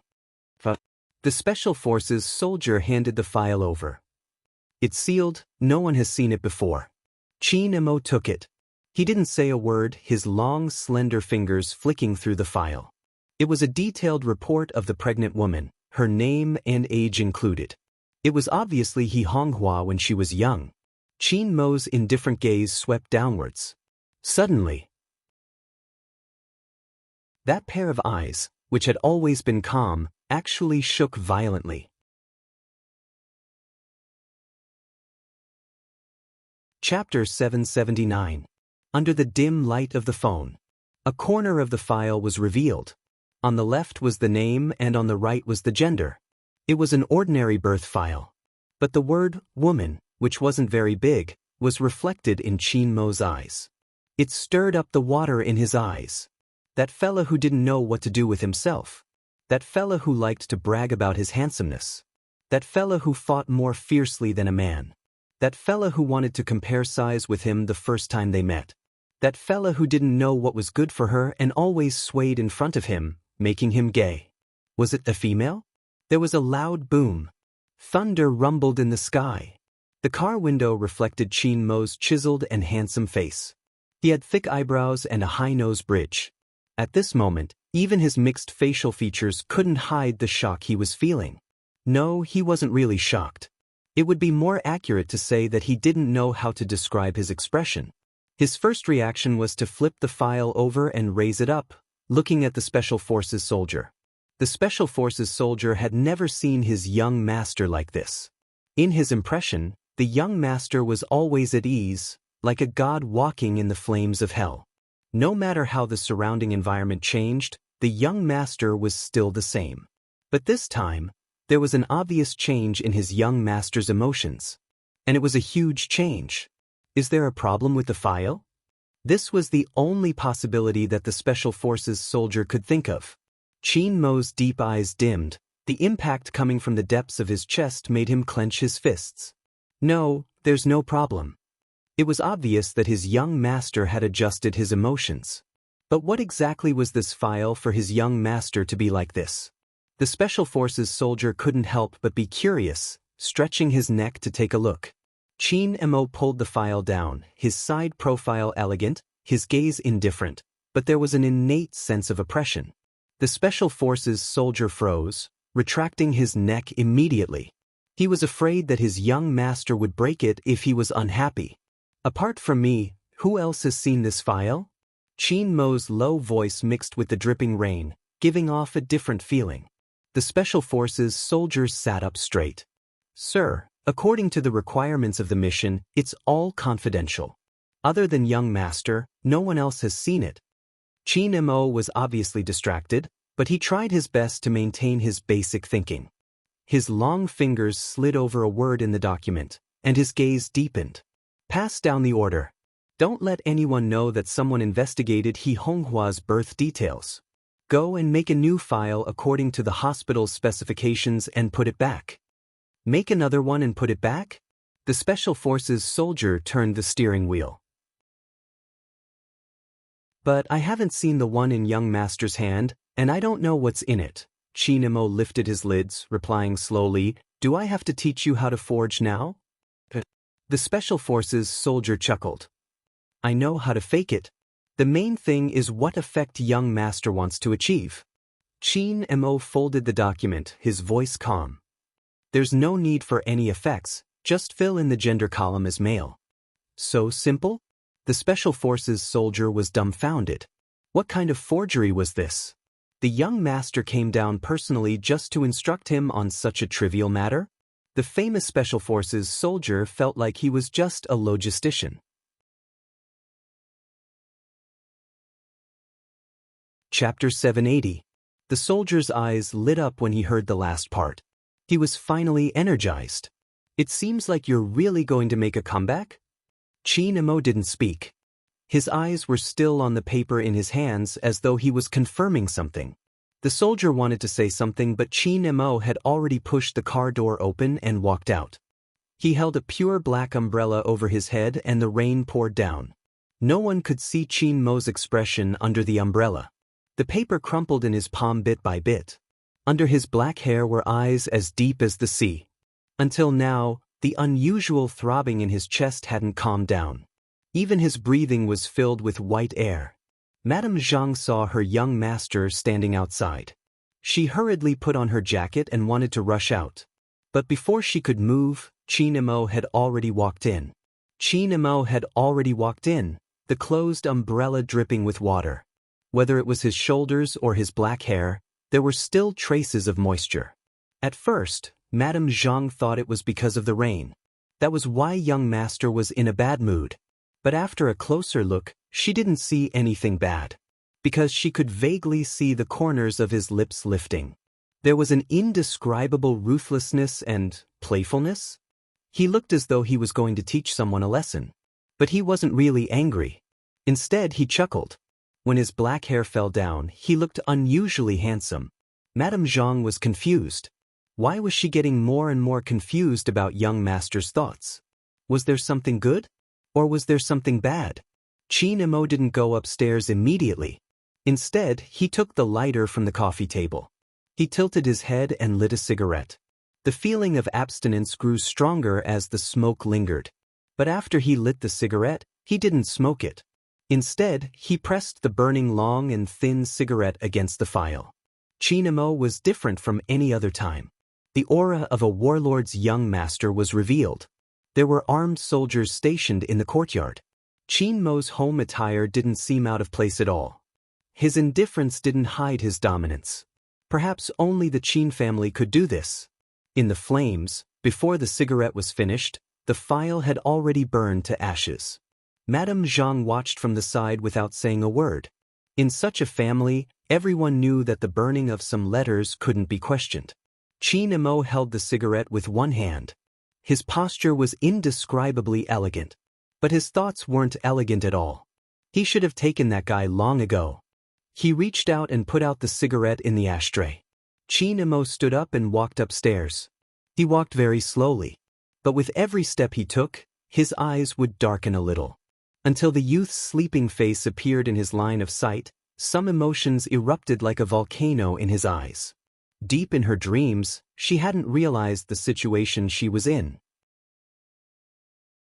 If she had known, she wouldn't have been able to sleep so peacefully. She thought that it would be fine as long as she tightened her breasts and got ready for anything. Unfortunately, a fatal secret had already been stolen by Chin Mo unknowingly. Good eye drops had a certain sleep-inducing effect, which was to allow the patient's eyes to get sufficient rest. This point was also outside of the incident.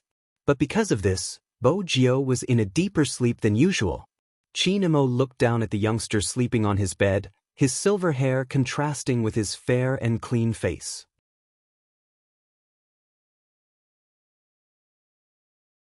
Chapter 781. Gradually, his gaze darkened and even his breathing changed. The usually elegant Chin Mo started to feel thirsty. Chin Mo threw the lighter to the other side of the bed. It seemed to be the start of something. The evil fire in his body surged towards Chin Mo, almost engulfing him. He wanted a more intense kiss, wanted to get closer, and even wanted to tear the person in front of him into pieces. Chin Mo could clearly feel the agitation in his blood, the heat coming from all directions, finally gathering at a point between his legs. Chin Mo walked towards the youngster, reaching out to tug his collar open, as though he couldn't suppress the desire anymore. His fingers caressed her waist and moved upwards. He was probably making a final confirmation, to confirm if she was really a girl. His fingers obviously touched the restraint. Chin Mo's gaze sharpened. He pulled out the cloth inside. Bo Jio rubbed her head against the pillow, her voice cold and slightly hoarse. It floated in the air, causing the atmosphere to become extremely ambiguous and bewildering. Chin Mo looked at the person in his arms. His eyes, which were as dark as ink, were tainted with a deep darkness. How could he have believed that this was a fake back then? His fingers moved upwards with that strength. It was very light, so light that it couldn't wake the person in deep sleep, but it carried an electric sensation. Chin Mo felt the indescribable smoothness of his fingertips, his breath getting hotter, inch by inch hitting the ear with the black diamond. His eyes watched the youngster's face. He couldn't help but kiss the smooth spot through the pajamas. The youngster's behavior was easy to lose control. Her pajamas were rolled up from the bottom to the top, revealing a pair of semicircles vaguely visible above her tight and fair abdomen. Chin Mo's gaze darkened, his fingers digging in. A certain spot was frighteningly hot. It was impossible for a person in deep sleep to not feel anything. But his eyelids were very heavy. Bo Jio felt her entire body go soft, but she couldn't tell what was different. When the numbing current rose from her tailbone, she couldn't help but frown. But her body was indeed honest. A girl at this age was like a budding flower, waiting to be plucked. Hence, every part of her body was very sensitive. Bo Jio moved her legs uncontrollably. She wasn't sure what she was rubbing. But this action was undoubtedly seduction in Chin Mo's eyes. "You want it?" It was a low word, because he knew the person in his arms wouldn't wake up. That feeling made him want to ignore everything else and just have her. But, compared to a certain someone who was half asleep, he preferred to see someone voluntarily sit on his waist. especially when she begged him with her raspy voice, saying that she couldn't take it anymore. Chin Mo's throat tightened. His fingers slid downwards, locking onto her thighs. Through the not-so-thick pajama pants, the youngster who wanted to rub against him felt his scalding heat. Just like that, he rubbed against her inch by inch. He didn't know how long it had been before he pulled away and entered the bathroom with a dark look in his eyes. This time, he didn't even remove his pajamas. The cold water splashed on his head, but no matter how hard he tried, it couldn't extinguish the swelling because of a certain someone. He couldn't recall the scene he had seen just now. That annoying look of hers, her pajamas rolled up from her waist, revealing her fair skin, messy hair, slightly opened lips, and furrowed brows. That expression only made him want to destroy her even more. The only flaw was that her eyes were closed. If she were to open her eyes, she would be looking at how hard he was going to take her. Her eyes, which had always been clear and distinct, would definitely widen and be filled with seductive tears. Chin Mo raised his head, his slender neck stretched, like the wildest and most beautiful beast. He recalled the expression the youngster had when she had helped him, his hands moving faster. The water from the shower flowed down, outlining the perfect lines of the man's back. Every part of him was filled with strength. Just like that, Chin Mo leaned against the bathroom wall, allowing the water to diffuse into the air. He waited for the water to heat up. When the water turned hot, his entire body was already drenched. He reached out to press the hair on his forehead that had fallen along with the water. His eyes were deep and captivating. There was a type of person who could exude a fatal sexiness when they were so handsome that they were self-deprecating. Without a doubt, Chin Mo was that type of person. But the heat took too long to subside. When he came out again, it was already half an hour later. He walked towards the youngster again. He reached out and restored everything to its original state, including the youngster's pajamas and buttons. Chin Mo's restoration ability was stronger than anyone else's. It could almost be said to be exactly the same. Poor Bojo. She didn't know that for a whole 20 minutes, Chin Mo had been trying the dessert in front of him. Which meant that Chin Mo didn't intend to expose this secret. Not only did he not expose it, all the decisions he made were to help the youngster continue to keep this a secret. He had made up his mind to turn gay. Who would have thought that the person who turned him gay was a woman? Since a certain someone liked to play hide and seek with him. Then he would play with her properly. But this time his trump card was in his hands. Chin Mo lifted the corners of his lips, full of evil intentions. Bojo didn't know that so much had happened after hugging Princess to sleep. She even flipped over. Chin Mo arched a brow, as though he had thought of something. He took out his phone and took a photo of the sleeping youngster. In the end, he felt that it wasn't a good photo. Because the collarbone was exposed. He reached out and covered the blanket. Next, he lay on it, raised his phone high, and pressed the photo button. After the photo was taken, he logged into his official Weibo and posted a few words. Such a dessert, I really want to eat it all. In an instant, there was an uproar. Ah, Almighty Chin actually sent a message in the middle of the night. This isn't normal. F***ck, this sleeping photo, I'm drooling. It's so gay. No, I remember that the tour for the National League hasn't started yet. Why is Almighty Chin and Little Spade in the same room? The person above is so stupid. The Almighty sent this photo to say that even if he isn't participating in the competition, he can still sleep with Big Spade. This is daily life. A daily public display of affection. Declaring sovereignty? Their relationship is so good in private? Am I the only one who cares what the dessert is? There isn't any dessert in this photo.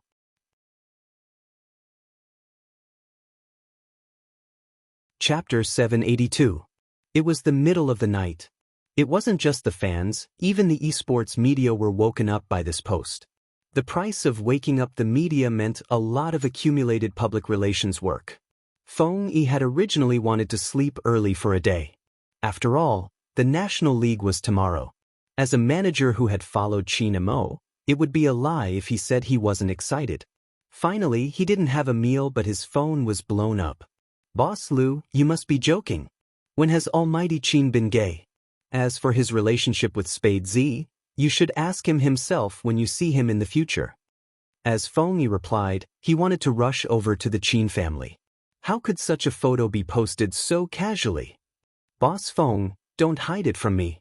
If young Master Qin really likes men, I'll arrange a few younger ones for him next time. When Feng Yi heard that, he arched a brow and said with a fox-like viciousness, Boss Lu, you should know that Boss Qin doesn't like this kind of thing. You should keep the tender ones for yourself. Last time, Boss Zhang made the decision on his own and sent someone to young Master Qin. You saw it too. Lu seemed to have been choked by this reminder, and he laughed awkwardly. I was just joking. Young Master Qin must be busy with the competition recently. These people just randomly took out a photo and they're spouting nonsense. I'll have a good talk with my subordinates later. Feng Yi chuckled. It's because Almighty Qin and Little Spade have a good relationship and Almighty Qin treats him well. Boss Lu, you can report whatever you want. After all, the kids of Supreme Alliance have a good relationship. I'll try to stick close to the truth. I'll treat Boss Lu to a meal next time. Supreme Alliance has many promotional activities to do. Everyone knew how popular the Qin Group's team was. Any event could cause an explosion of topics. If he could get exclusive publicity, Boss Lu would definitely agree. Don't worry, there won't be any false reports. CP needs to be loved, but there has to be a limit. I didn't expect Boss Lu to know about CP. Feng usually had to deal with one thing before dealing with the other. Boss Lu didn't want to let go of the phone. I can't help it, don't you know how much my daughter loves that Spade Z from your family? She keeps telling me every day that if Big Spade belongs to Almighty Qin, she would be at ease. She even said that Lin Feng and Yun Hu are a perfect match. Why can't they be together officially? Brother Feng, let's make a deal. Can you give it to me privately? Dad, how many times have I told you not to do such things? Our Spade doesn't like it. I'm on the official Weibo now and there will be opportunities to interact with our Big Spade in the future. Don't go through the back door, it's unfair to the other Spade fans. Feng Yi could hear the crisp female voice over the phone. She chuckled. Your daughter is very sensible. President Lu. Was he implying that he was immature? Damn it, he loved his daughter so much that he couldn't even get her an autograph. Dad, tell Uncle Feng that there's no need. Boss Lu smiled bitterly. Brother Feng, you heard it. Feng, I only heard her call him uncle. How am I an uncle? I'm so young. Heard you. Feng Yi wasn't very willing to say these 3 words.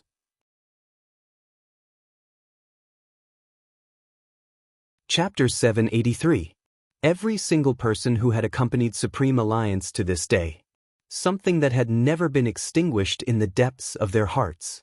Supreme Alliance would definitely win. All right. Little cutie, if you confess, young Master Qin will definitely freeze you with his cold eyes. How should I put it? You should just bear with it. After hanging up such a positive phone call, Zhang Zian was stunned. Feng Yi didn't forget to look for the culprit. He called 2 times but no one picked up. Feng Yi inhaled deeply. He didn't call the 3rd time, instead, sending a WeChat message. I don't believe you can sleep peacefully with Little Spade by your side. I know you aren't sleeping. Boss Qin, Almighty Qin, please pick up the phone. Qin Mo successfully saw through Feng Yi's resentment towards him in this message. He raised his hand slowly, picking up the 3rd call. What's the matter? His tone was nonchalant, as though he hadn't done anything. It isn't appropriate for you to send such a photo with such a caption. It isn't acceptable in the country, Feng Yi reminded him. Qin Mo asked, if you can't stand it, will you go crazy when I tell everyone that she really belongs to me? Feng Yi inhaled deeply. I'm not the one going crazy, the fans are. Boss Qin, Almighty Qin, even if you want to cause trouble, you have to take it easy. And what did he mean by she really belongs to me? Feng Yi felt the need to remind him again. Little Spade isn't of age yet. Don't worry, I won't do anything to her for now. I'm hanging up. Feng Yi glanced at the screen. Did Boss Qin use the word just now? Why did Little Spade seem even more dangerous after hearing it? Chin Mo did have the intention to do that to the person in front of him. But it wasn't perfect. She hadn't even taken the initiative to sit on his waist. How could it be perfect? Chin Mo reached out, his fingers sliding over the youngster's wrist. Then he held onto it, his lips curving upwards. He purposely lowered the temperature of the heater. It was cold on a rainy day and humans had an innate need for warmth. After a short while, Bo Jio leaned over, automatically searching for a source of warmth. Chin Mo reached out his other hand and placed it on the other side of the youngster's head. He closed his eyes in an absolutely possessive position. Sooner or later, he would deal with this fellow. Bo Jio didn't know anything, but her body's memory was still there. Hence, when she woke up the next morning, her ears were red. He glanced at the Almighty, who was sleeping beside him, and jumped off the bed. After entering the bathroom, the first thing he did was to wash his face. Then he checked his pajamas. Other than being a little messy, everything else was normal. Then why did she have such a dream? Bo Jio looked at her own face in the mirror and flicked the stray silver hair that was stuck to her ear. It was the kind of numbness that rose from his tailbone when he was half asleep and half awake. She felt that the Almighty had touched her somewhere. Bo Jio frowned. Or had she been dreaming? Had she automatically seen the Almighty's face? It was just a feeling. Have this dream. Bo Jio's face heated up. She poured herself some cold water and placed both hands on the basin. That action was very handsome. Some men wouldn't be able to do it, but the youngster was the one who did it. It made her look tough. Chin Mo leaned against the bathroom door, his thin lips curved into a faint smile. Then he walked over slowly. Bo Jio stilled. It was probably because the person in her dream had become the Almighty. Now that she saw that handsome and elegant face, she felt a chill run down her spine.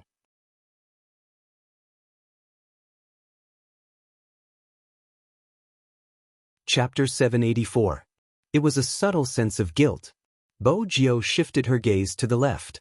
But she never would have thought that the Almighty's first action after waking up would be to take off her pants. Brother Mo? Bo Jio arched a brow. She took a swift step back, her movements beautiful. Chin Mo stuffed a hand into his pocket, his side profile perfect, his voice faint. Why are you reacting so strongly?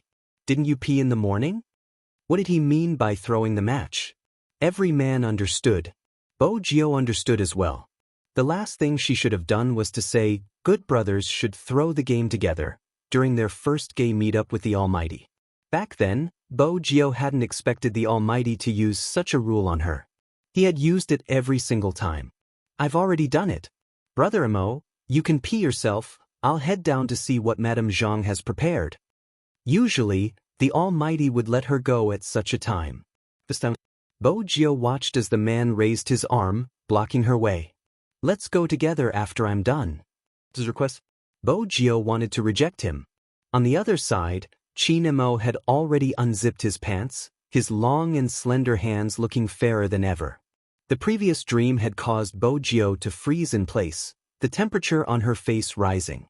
This was different from when she had worked on the variety show. Back then, she hadn't really taken advantage of the Almighty. In order to prevent the dream from happening again, Bo Jio's gaze remained fixed, the heat on the tip of her ears never subsiding. When he lowered his lids, Chin Mo's thin lips curved upwards, his deep gaze filled with a smile. If Feng Yi had known about this, he would definitely say, shameless. Brother Mo, did I do anything to you last night? It was probably because of the awkward atmosphere. Bo Jio felt that she had to say something. When Chin Mo heard her question, the smile in his eyes deepened. What did she do to him? Swoosh. He pulled up his pants. Chin Mo tilted his head, his entire body relaxed but his thick brows were furrowed. Why are you rubbing against me? Did you dream about something last night? Bo Jio didn't reply. What should she say? That kind of dream? Fortunately, the Almighty didn't continue asking. Instead, he changed the topic. Did you brush your teeth? Bo Jio was still wondering how she had managed to get close to the Almighty. It was a little dangerous since he was gay. Even though she was the one taking advantage of him, he was someone who had confessed to her. Let me check. Inspection? Bo Gio lifted her head. His chin was lifted up by someone. Then came a kiss that tasted of lemon toothpaste. When the coolness fell on his lips, Bo Gio was in a daze, her dark eyes trembling. Looks like he did. Chi Nemo retracted his hand and looked at the person in front of him with a smile. All right, the examination is done. Let's go downstairs for dinner. Other than the Almighty, there was no one else who could speak so naturally. Bo Gio, what kind of inspection was this? But it was all in the past. It would be a little pretentious to talk about it again. Bo Gio had no choice but to grab Princess, who had witnessed everything from the side, and give him a good beating. The princess was also shocked. The first thing it did after waking up was to protect its master. But just now, his master had kissed this brat's lips. What was going on? Don't bully a cat for not being able to understand. That was clearly a kiss.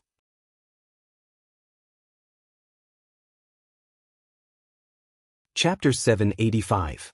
Madame Zhang had been tiptoeing ever since she had finished preparing breakfast, glancing towards the second floor.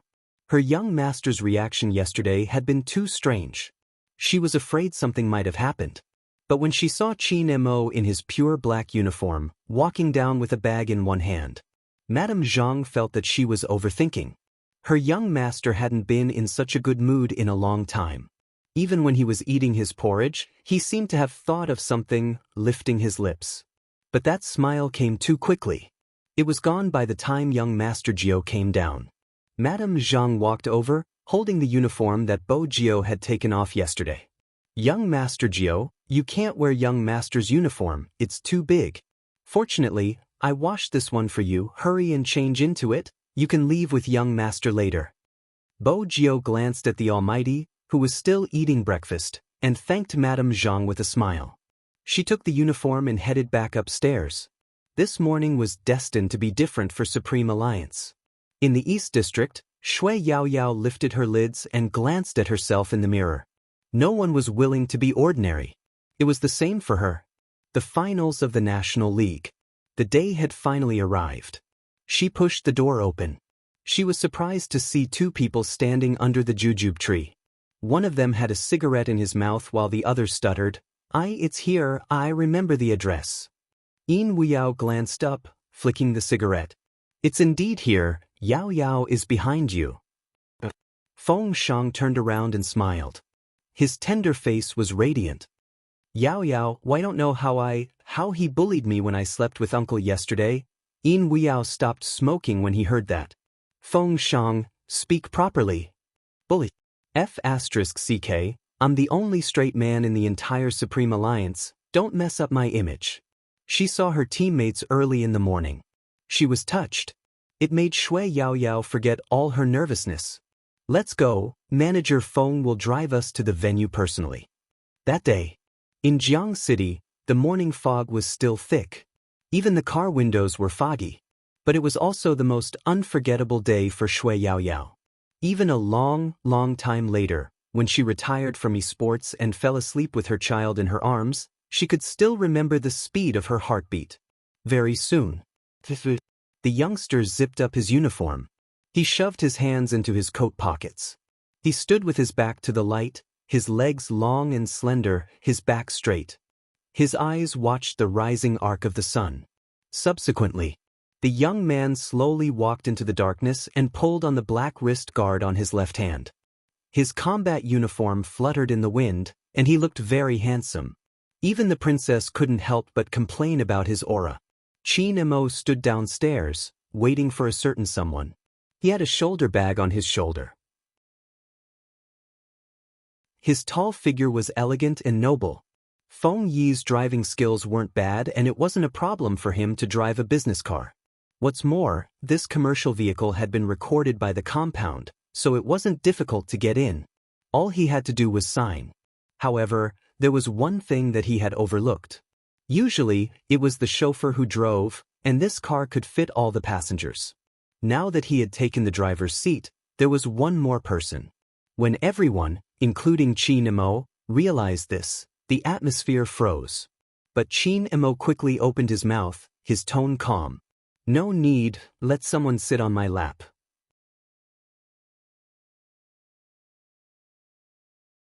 Chapter 786. The moment he said that, almost everyone stilled, especially the driver who had been snatched away from him. That someone definitely wasn't referring to him. Who else would dare to sit on their captain's lap? Lin Feng opened the bottle of mineral water, pretending to drink it. Yun Hu lifted his lids and glanced over. Yin Weao's hand was scalded by the cigarette ash that fell. Feng Shang and Coco bit on a rabbit's ear each, their eyes widening. Feng Yi gripped the steering wheel and glared at Almighty Qin. Almighty Qin's shamelessness had reached a point where it made one's hair stand on end. He really didn't think that the young master he brought along, who was always indifferent to everything, would become like this once he fell in love with someone. Shameless, too shameless. Sit on his lap. Qin Emo didn't seem to care about how Feng Yi looked at him. It should be said that from the start, his deep gaze had been on the youngster.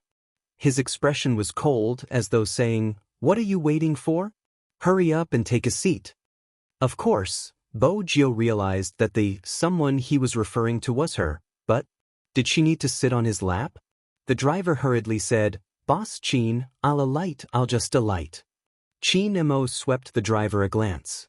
"If you leave, who's going to park the car? Are you going to let the vice president of a club park the car? Feng Yi is already accompanying others in the industry. If he's going to be a parking boy, how is the Qin group going to maintain its image?" Feng, wait a minute, explain yourself, what do you mean by accompanying others in the industry? How could a popular manager like him be described in such a manner? Almighty Qin, just say that you want little Spade to sit on your lap. Why are you insulting me? However, Old Fox Feng was still Old Fox Feng. He completely understood what his boss was thinking, and he would go along with it.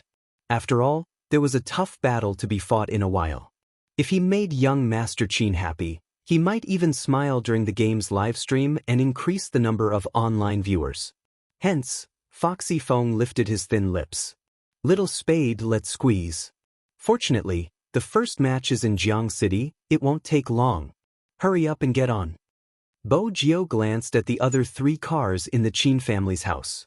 One was a limited edition sports car, one was a military Land Rover, and one was a normal sedan. Before Bo Jio could finish her sentence, Qin Emo reached out and pulled her into the car. The Almighty's side profile was still so handsome and elegant that she couldn't bear to sully it.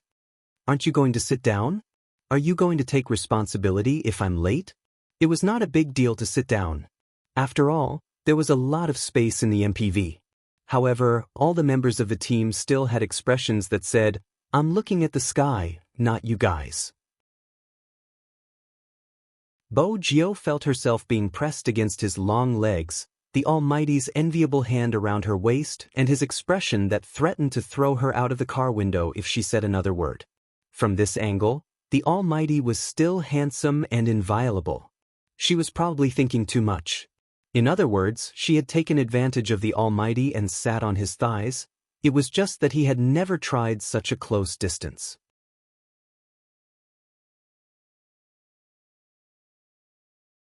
Chapter 787. His body structure was different from hers.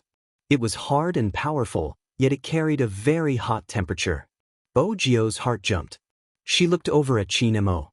The Almighty, on the other hand, looked very natural. He picked up the mineral water provided by the sponsor and raised his head to take a sip. Then, he turned his head and looked at her with that posture. Bo Jio moved again, mainly to avoid a certain part. After all, no matter how carefree one was, one's ears would turn red when faced with such a situation.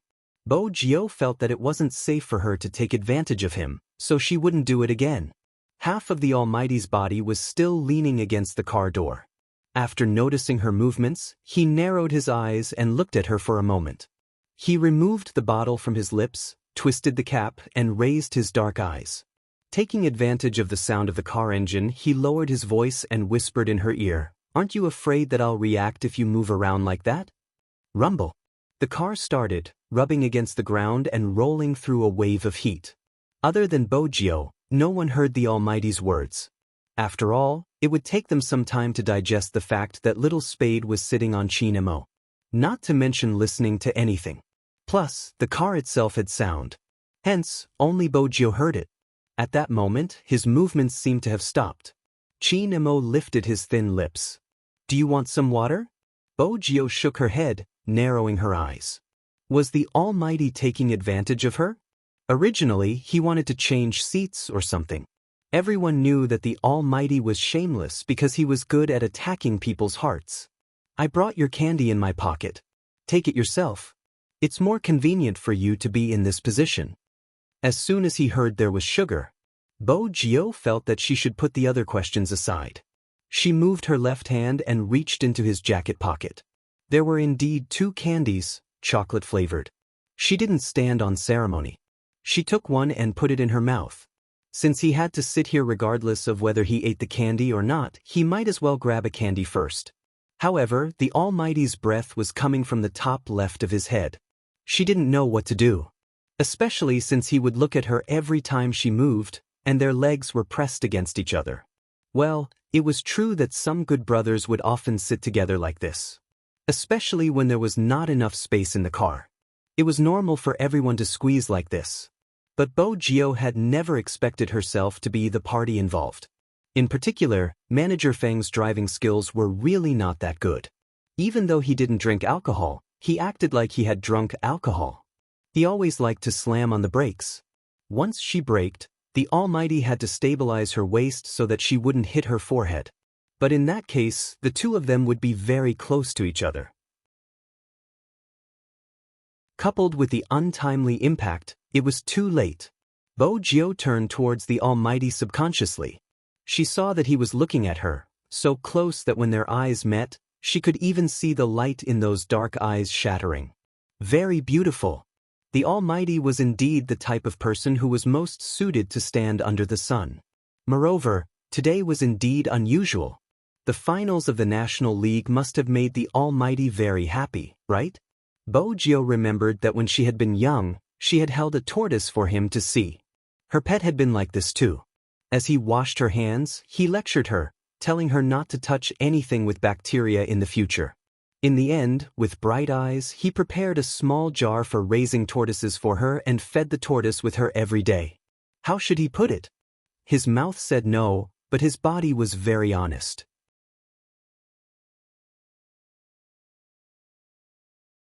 Chapter 788. Bojio moved a few more times, bending her left leg to the side. She tried her best not to place her entire weight on the Almighty, adjusting her position to be more comfortable. Chin Mo watched the youngster on his lap, an uncontrollable emotion surging out from his chest. He wanted to treat her better. He must be crazy, since there was someone else. He wanted to bully her every day, but he couldn't bear to do so. Chin Mo glanced over, placing his chin on her shoulder. He was in a good mood. His fingers moved slowly through her clothes, rubbing against her abdomen inch by inch. He realized he was addicted to this feeling. He didn't want to let go. This was the only person he didn't want to let go.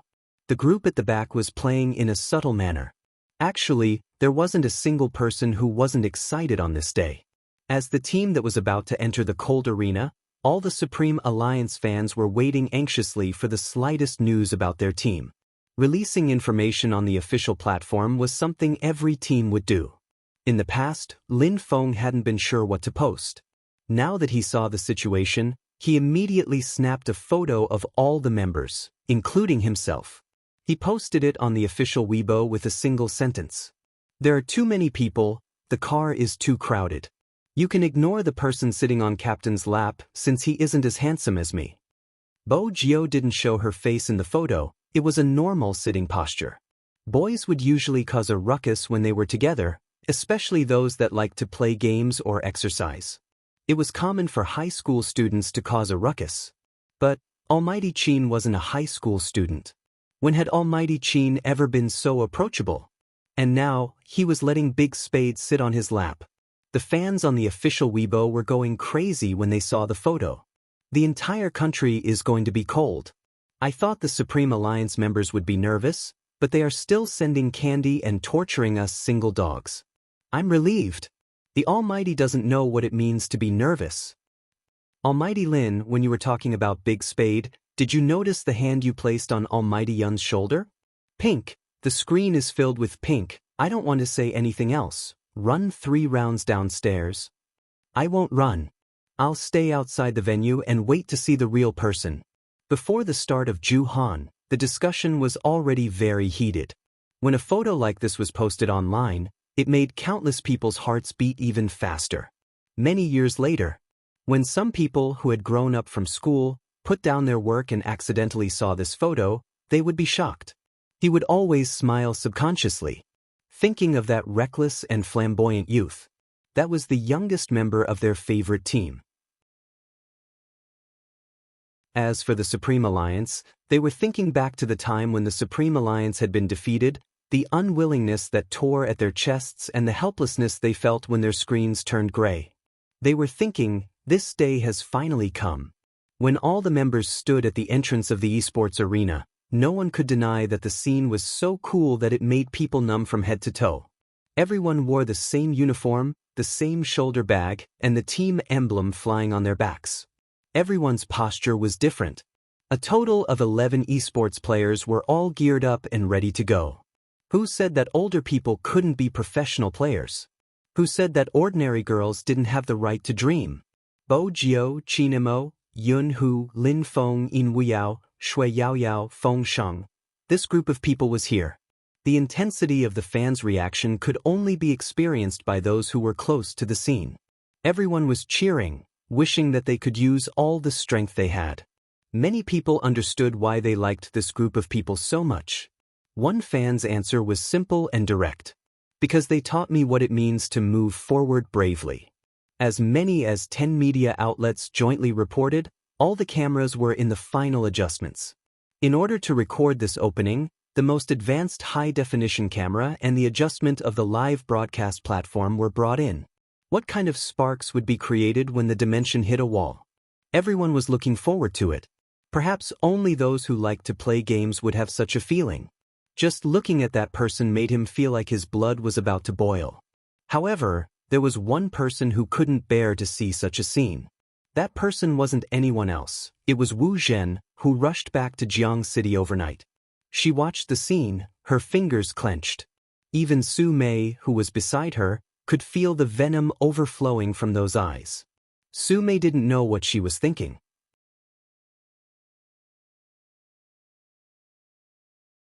Chapter 789.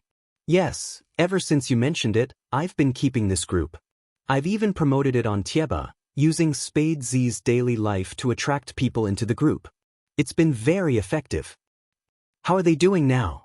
Wu Zhen glanced at the extremely popular Supreme Alliance members not far away. A faint voice came from the other side of the phone. Everything is fine. After all, when you created the group, you said that it was Spade Z's fan club. As long as those people saw that it was a fan club for Spade Z, they would join us. But that was just the beginning. In the past, they really liked Spade Z, but now my position in their hearts is higher than Spade Z's. I chat with them, talk to them, and use Spade Z to organize them to write some fanfiction. They are happy writing it, and they don't want to offend anyone. Because of this, Spade Z's official fan club came to warn me, but what's the use? I told the people in the group that since everyone likes Spade Z, it doesn't matter what kind of love it is. It's the official fan club that thinks too highly of themselves. They don't doubt me and feel wronged. Don't worry, they have already formed this mindset. They don't even care about copyright infringement. Why would they care about Spade Z's life? That's good. Wu Zhen narrowed her eyes. He made so many people like him just because of his gaming. We can make use of this to attack him. We will snatch away his things and glory, then let him be attacked by his former fans. How do you think he will feel? That person laughed. He will definitely be in so much pain. Wu Zhen was satisfied with the answer. Good, I'm already in Jiang City, at the competition venue. Go and tell them that Spade Z is actually a girl in disguise. I'll also say a few words in the group and let them cause a ruckus. That person paused. If I say that, will Supreme Alliance, what are you afraid of? It will take some time for them to investigate you over the internet. When they really find you, don't you still have me to help you? Wu Zhen cut him off lightly. That person thought about it. I will do it immediately. Wu Zhen smiled, glancing up at the team members entering one after another.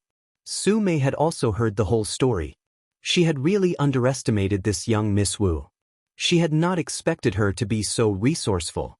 This time, that little bastard is going to be out of luck. After all, in this industry, some private groups were created because they liked it. There were also some private groups that used each other to attract fans and brainwash them. There was no need to brainwash them, just chatting was enough to influence each other.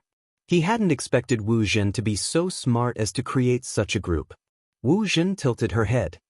Go spend some money. We will go through the VIP channel and head straight to the team's resting area. I want to tell Brother Mo personally. No problem. Su Mei still had her own connections in the business world. After all, she had also opened an esports company. It would not be a problem for her to enter the competition. The match was getting closer and closer. Everyone was in a different mood. In the ups and downs, there were other hot-blooded things. Lin Feng looked as though he was going to hold a wedding today. It was a pity that the person beside him wasn't the bride but Yunhu. Yunhu wasn't used to this guy's sudden change in style. He reached out and pinched his nose. Lin Feng snapped back to his senses. What are you doing? Do you know if it hurts? I woke you up because you were distracted. Yunhu stuffed a hand into his pocket, standing in the resting area. Lin Feng sighed. You don't understand. I always feel that being too excited isn't a good thing. I can't even hold the mouse properly. Can't hold the mouse properly? Yunhu glanced at him. The mouse is better than my private area. You can even hold my little Yunhu. It's just a mouse, what are you so excited about? Lin Feng had been really nervous just now. Now that Yunhu said that, his face turned red instantly. He held it in for a long time before saying, F***, when did Yunhu become so shameless?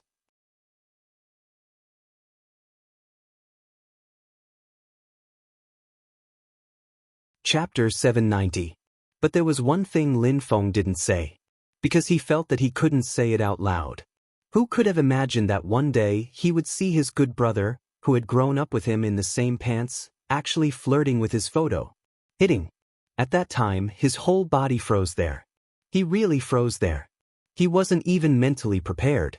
10,000 alpacas ran past him. He wanted to find a crack and bury himself in it. However, even a grown man would get angry when he saw another grown man flirting in front of his photo. At that time, he was also angry. He ran over angrily and wanted to beat this person up. But that was Yunhu.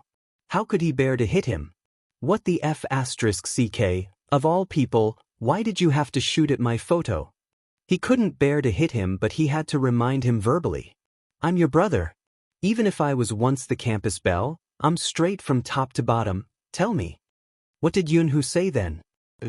This fellow said, sorry, but I can't control myself. At that time, this fellow's expression was one of despair. He didn't know why, but he looked especially sad. Because he had never seen Yunhu like that. In his impression, that person had been extremely arrogant since he was young. He wasn't like his captain, who was indifferent. This person was really arrogant. That arrogance was hidden under his reticent appearance. He was domineering. He had been like that since he was young. When he grew up, he became a person that many people liked. Those juniors in the university, some of them specially went to the basketball court and the library to wait for him. Just to see what he was wearing today, to see if he was handsome again. He dared to say that even if this fellow pushed his spectacles when he was reading English materials, those juniors would want to take a photo and post it. Of course, he wasn't bad himself. But he was different from this fellow. This fellow was really easy to find a girlfriend. If he said that he wanted to be in a relationship, he didn't know how many people would fall for him. Unlike him, even if some people became his girlfriend, they would say that his skin was too white and that they would feel inferior when they stood with him. Lin Feng always wanted to tan himself a little more after being used like this. He always envied Yunhu. That fellow definitely didn't know what it was like to have a crush. On that day, when he turned his head, he was just lying on the bed, not looking at Lin Feng. Lin Feng didn't know what he was thinking. When his black hair fell down, it covered his eyes. You always say that I don't understand the feeling of having a crush. Lin Feng, Have you ever thought about the reason why I don't find a girlfriend or a boyfriend? No matter how naive Lin Feng was, he understood what his brother meant when he saw Lin Feng's photo. To be honest, he couldn't bear to see Yunhu like that. When he asked, "Do you think I'm disgusting?" At that moment, he felt that his ears and face were burning. He hurriedly explained, "No, I really didn't." "But big brother, why are you shooting at my photo?" Yunhu glanced up abruptly. When he saw his expression, his voice was calm. "If you're disgusted, tell me. Who are we?" "I'm really not disgusted." Lin Feng was afraid that his brother would misunderstand. "But you have to give me some time to adapt, right? Why are you f*ck, I don't know what to say. Anyway, I'm not disgusted, but you can't shoot at me." Yunhu glanced at him. He probably felt that his thoughts were in a mess. Anyway, he didn't understand that gaze. "The competition is about to start. My mood will directly affect the outcome of the competition." "Oh right," that was what he suddenly said to him. "Don't reject me." Lin Feng scratched his head. He was really a little crazy. But what could he do? That was Yunhu. Lin Feng didn't agree or reject him. He first gave Yunhu a punch and then pulled him. "You King, get up first. Let's play a 2v2. He didn't have the intention to distance himself. He was organizing his thoughts. More importantly, shooting. F*ck, shooting. Lin Feng lifted his head and looked at the person standing beside him in the uniform. Suddenly, his hands stopped trembling. "Shut up." His face was a little hot. He had to be noticed. Yunhu didn't seem to care about a certain someone exploding. He reached out and handed him a wrist guard. Not all esports teams like to wear wrist guards. It seemed like only the Supreme Alliance liked it. This had to do with their gaming habits. Lin Feng originally thought that no one saw any changes on his old face. Unexpectedly, the youngster who had been sitting by the window with a lollipop in her mouth suddenly jumped down with both hands. The zipper of his uniform wasn't pulled all the way up to his head. He walked up to him with a smile and put a hand on his shoulder. "What happened just now? It's rare to see you look like you've been stripped naked." What did he mean by being stripped naked? Was Little Spade's language taught by a physical education teacher? Lin Feng was about to reply. Just then, he felt an especially cold gaze from behind him. That gaze didn't belong to anyone else. Their captain. It was especially intense. It was more intense than any other time. Was it an illusion? He felt that their captain was especially concerned about Little Spade being intimate with him. "Youngster, move your hand away." Sometimes, Lin Feng knew how to protect himself. He didn't want his captain to use his shoulder as an example, so he jumped over to Yunhu. But the moment he jumped, he realized that he was an idiot. Yunhu was more dangerous than anyone else. He turned to Coco's side. Coco was discussing with Feng Shang about how to bite a rabbit. One of them spoke extremely quickly while the other stuttered. The two of them didn't seem to have any communication barriers. Yin Wuyao was right about one thing. He felt that other than him, no one else in the team was straightforward. Of course, it was all to adjust their emotions before the competition. The National League was too important to everyone. Shui Yaoyao had already started her final checkup. It was to prevent any accidents during the competition. Originally, the atmosphere in the lounge was good. But right at this moment, suddenly, there was a knock on the door. Everyone in the team turned towards the door. At first, they thought it was the staff and fans that Feng Yi had arranged for. Unexpectedly, the person who came wasn't Feng Yi. Instead, it was Wu Jin, who had appeared at this time. Everyone was about to compete. Naturally, they didn't want anyone to enter the lounge at this time. They didn't expect anyone other than the members to enter. Everyone was looking at each other. Yunhu understood the current situation. For example, the Yin family had started to break off their relationship with the Wu family in some business alliances. These couldn't be done by old Masterin. It was done by Captain's grandson.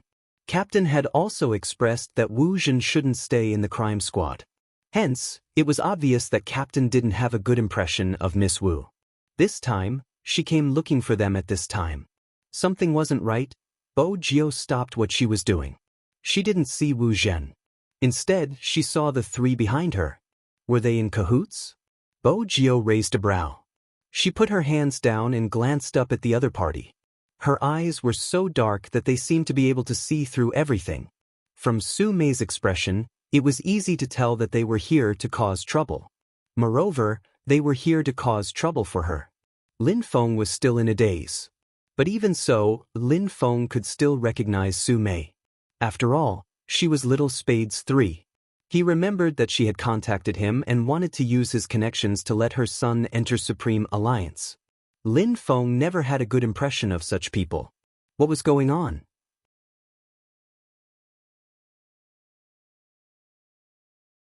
Chapter 791. Sure, let's go somewhere else. Suddenly, Qin Mo stood up, a smile on his face. Everyone knew that Qin Mo rarely smiled, but when he did, there was a devilish allure. He extinguished the cigarette in his hand and glanced at Wu Zhen, speaking slowly, "Let's talk in private." Wu Zhen had never seen Qin Mo in such a state.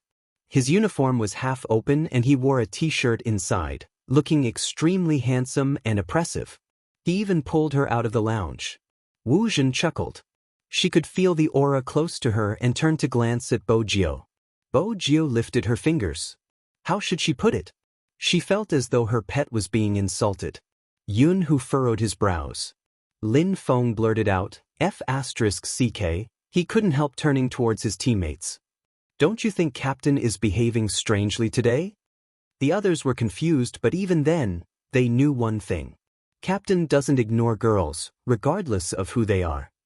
He doesn't even bother with boys, Coco added. Except for Little Spade. Bo Gio arched a brow. She bit the zipper of her jacket and lowered her head to pull it up. She smiled. I'm going to pee, you guys can continue. Lin Feng immediately understood what the youngster meant. He walked over and patted Bo Gio's shoulder. Don't worry, Captain has already been turned gay by you. He probably can't be straight anymore. You're the only one looking for him, so don't be jealous.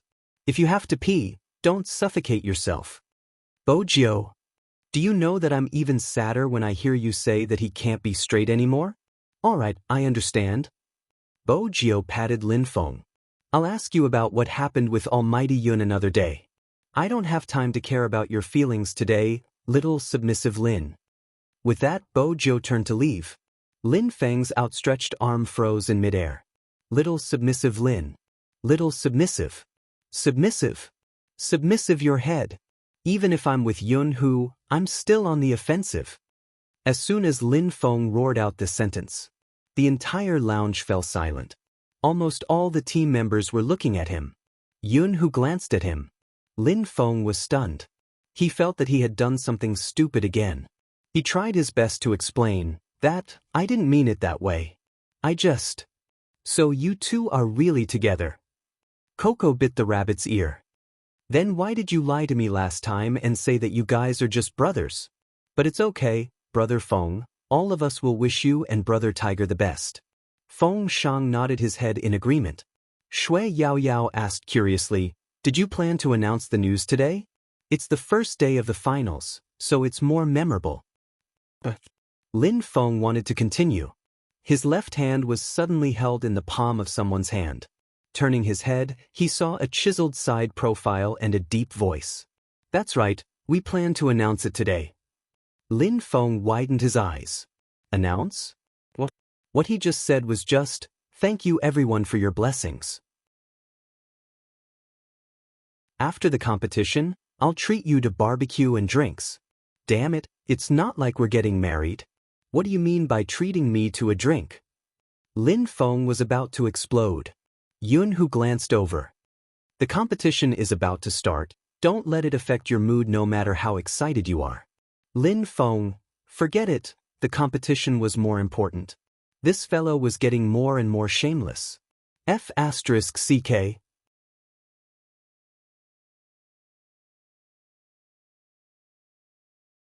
Chapter 792. Shui Yaoyao was worried about the same thing as Lin Feng. Ever since Su Mei had appeared, Shui Yaoyao felt uneasy. Besides, that person had come with Wu Zhen. She hadn't forgotten the call Jiang Zhua had received from Wu Zhen. She was starting to worry about what Wu Zhen wanted to say to Almighty Qin. If she wanted to talk about that secret, what would His Highness Jiu do? Shui Yaoyao started to feel uneasy at the thought. She wanted to head out and tell Bojiu. But at this moment, Feng Yi appeared, wiping his sweat. He was dressed in a proper suit, looking very businesslike. The seating arrangements are almost done. There are official and unofficial ones. There's less than an hour until the competition. Get ready. With that, he scanned the resting area, frowning. Where are Little Spade and Almighty Qin? They're out. Feng Shang was more daring at this moment.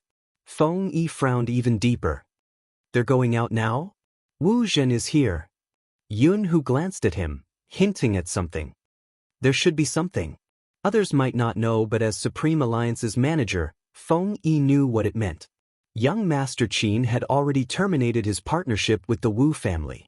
Wu Zhen's appearance wasn't a good sign. He thought back to the incident of the coke being splashed by the haters. The more Feng Yi thought about it, the more he felt that something was amiss. He narrowed his eyes. I'm going to take a look at the audience. Stay here and wait for Little Spade. All right. Okay. Just like that, when Shui Yaoyao wanted to head out, the youngster was long gone. Similarly, Bo Jiu didn't follow him. Since she couldn't keep up, there was no need to force it. She reached out to wear her black mask, using one hand to push herself over the obstacle in front of her. Her phone rang in her pocket. It was a phone call. There wasn't any caller ID. Bo Jiu recognized the string of numbers. Tilting his body to the side, he dodged the incoming group of fans and quickly swung his body to the side. Then, his back was pressed against the wall. The fans were still chatting and laughing, completely unaware that there was someone in front of them. Bo Jiu was too fast. Once the footsteps were far away, Bo Jiu picked up the call. Hello, Hoshino. According to the hint you gave, the information was purchased successfully. Tracking has begun. Hoshino was also at the venue, but he was in disguise and sat in the audience seats. The corner of the youngster's mouth curled up. After the competition, we'll look into it. But there might be some trouble on my side. Trouble? Hoshino glanced sideways, his eyes clear. Do you need me to go over? Bo Jiu swung her head back. There's no need, let's compete first. I'll probably know what trouble I'll be facing soon. If anything happens, we'll activate the plan. However, we have to wait for the competition to end. He couldn't lose this match. She said it before. She would never let anyone drag that person down from his pedestal. Except for this point. She could handle anything. Even if the Almighty found out that she was Z. In the distance, the voices of the fans could still be heard. The influence was great, and it was enough to show how many people had come to the finals. The other side. Wu Zhen and Su Mei were brought to a meeting room. Su Mei understood the meaning behind Wu Zhen's gaze. She walked to the door and didn't follow. That person probably wanted to enjoy her and young Master Qin's private world. She wouldn't disturb them. Anyway, in less than an hour, that gay's reputation would be ruined. Forget about young Master Qin.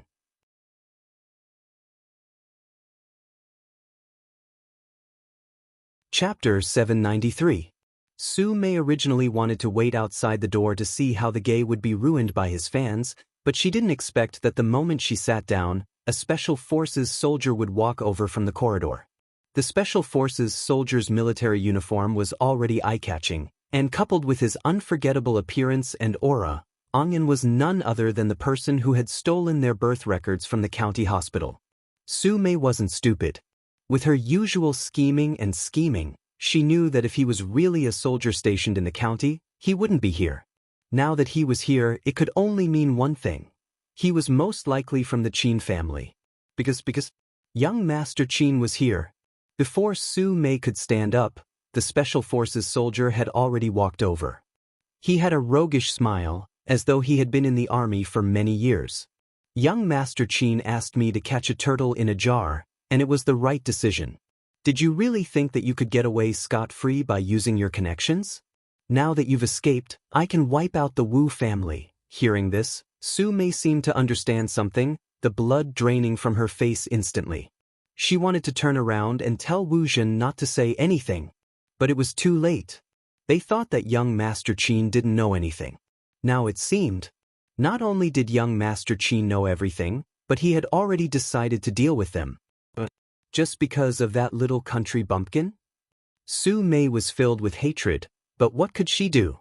She had already been caught red-handed. And in the conference room just a door away. Wu Zhen had never been so excited before because she, the proud daughter of heaven, had suffered too many setbacks because of Spadesy. Based on what? This time, she didn't just want to snatch all the glory from the other party. She wanted to let him have a taste of the backlash from her fans. Wu Zhen felt even happier at this thought. She was about to speak.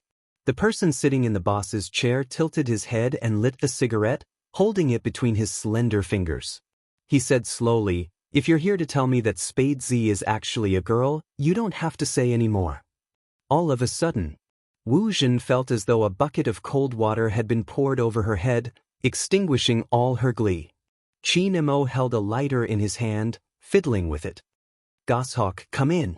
At this moment, Wu Zhen realized that it wasn't a lighter, but a communication device that only the special forces had. The way the SWAT soldier pushed open the door was a little rough, using a kick. The main reason was that he was still holding onto a person.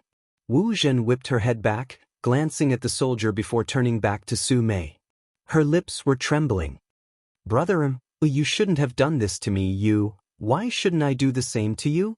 With a loud smack, the ashtray on the conference table was thrown onto the wall behind her. Wu Zhen was stunned because she had never seen Qin Mo in such a state. Qin Mo stood up and lowered his body. With his battle uniform on, he looked as though he was killing someone in a game. "Abusing your power and harming others, you don't deserve to say those dirty tricks in front of that person. Aren't you good at playing? Let me play with you then. Old Master Wu bailed you out and allowed you to come to Jiang City the next day. He must have used a lot of connections. Who did he bribe? Who did he get involved with? This time, I'll deal with all of them."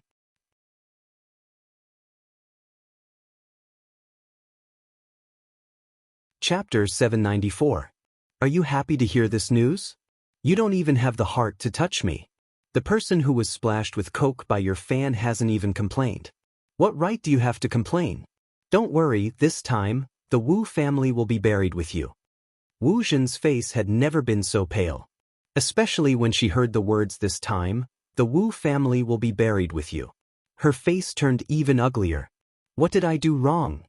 She wasn't willing to be treated this way. She clenched her fists and roared. The Special Forces soldier found it hilarious when he heard this. Young Master had made it clear that she abused her power and harmed others. What did she do wrong? Where did this weird thought process come from? Wu Zhen clenched her fists. "I did all this because I like you. This kind of love disgusts me."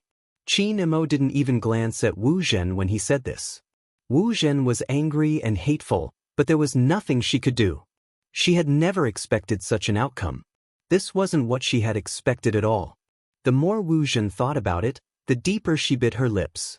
Su Mei knew about the relationship between the Yin family and the Wu family. Her mind turned, and she wanted to make a final struggle. "Young Master Qin, Miss Wu didn't do anything wrong. She just likes you. Don't be like this, it's not good for anyone." "Oh." Qin Mo arched a brow, smiling faintly. "You must be the Miss Su who interfered in someone else's family. So in the world of the three, you are the wronged party after hurting someone. You say you didn't do anything wrong? I don't want to listen here. Goshawk will bring you to the police station. What you did is enough for you to stay in there for a while. Go and talk to the prisoners. After all, you don't have any morals or legal knowledge. You should be able to talk.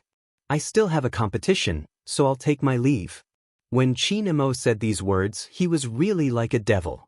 From the beginning to the end, he was very elegant, but he was able to hit the snake where it hurt.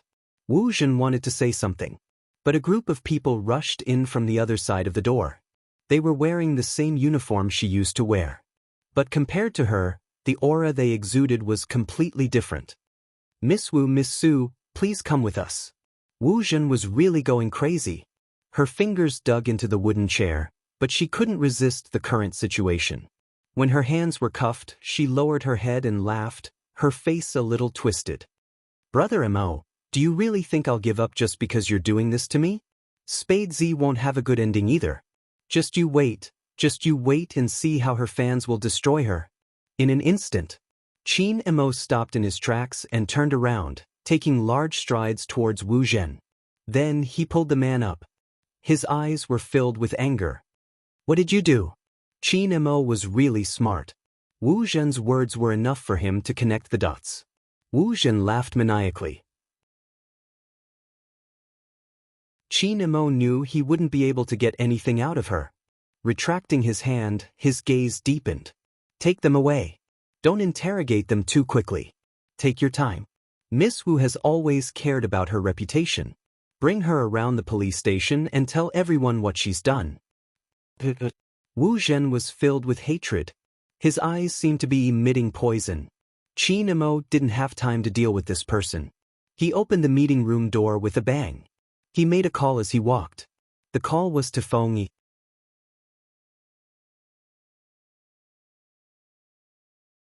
Chapter 795. Until Qin Mo called for the second time.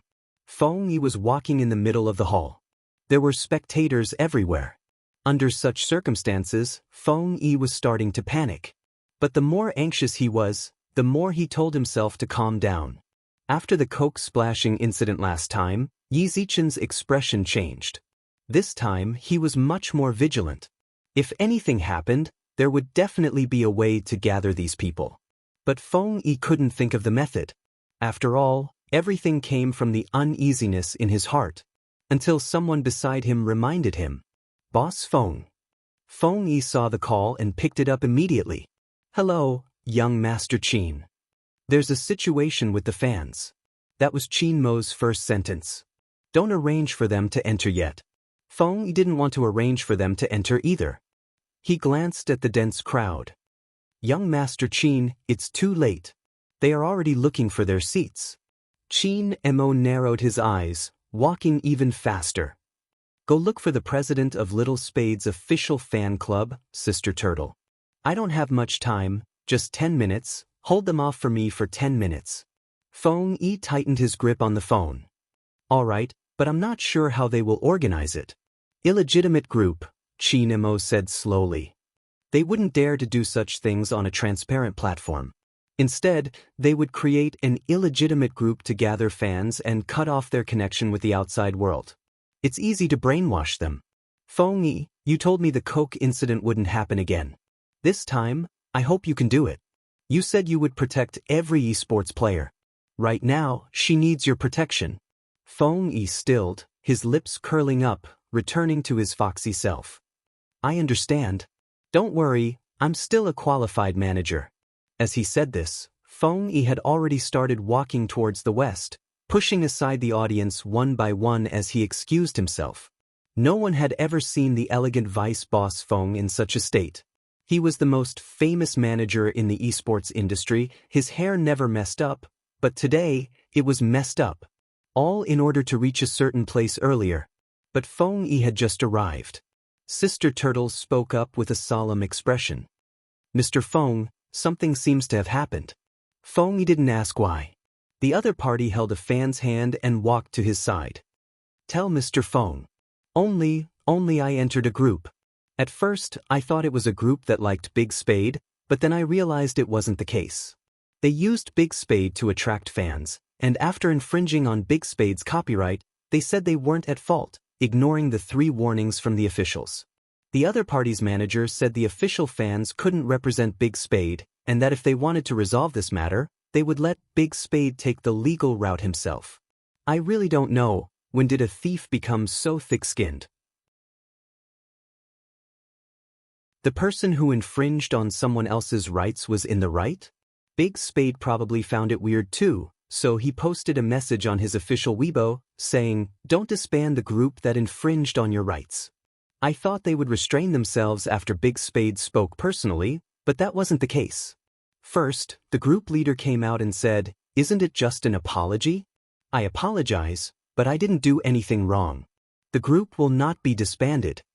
That wasn't all. The group manager jumped out as though he had lost his memory, saying that even though there wasn't a need to treat a thief with respect, Spade Z's actions of letting the fans of both sides quarrel and taking the legal route were extreme. The manager was the one who wanted Big Spade to take the legal route, and now the one who was biting Big Spade to the extreme was the same manager.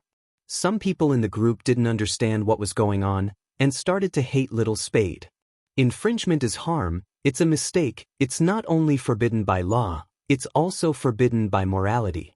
I don't understand what's going on in this world. Morally we should be condemning, but why is the thief the one in the right? Now they have something to say, and I'm worried that this will hurt Big Spade. I used to be one of them, but I'm glad that I saw the whole story from the outside world. Otherwise, I'm really afraid I'll become that kind of person, the kind of person who steals something I like and treats it as my own, not caring who it belongs to. I like someone, and I use the excuse of liking him to hurt him. I don't want to grow up like that. I have my own bottom line. Even though there weren't many Spade Z fans around, they were all people who had accompanied the youngster all the way. Hearing this, there wasn't a single person who wasn't angry, it was a darkness they couldn't imagine.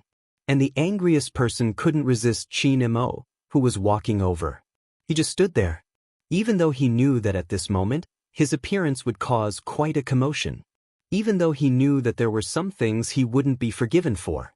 But right now, Chin Mo didn't care if anyone forgave him or not. Ever since he started playing the game, he had always been fearless and indifferent. Even now.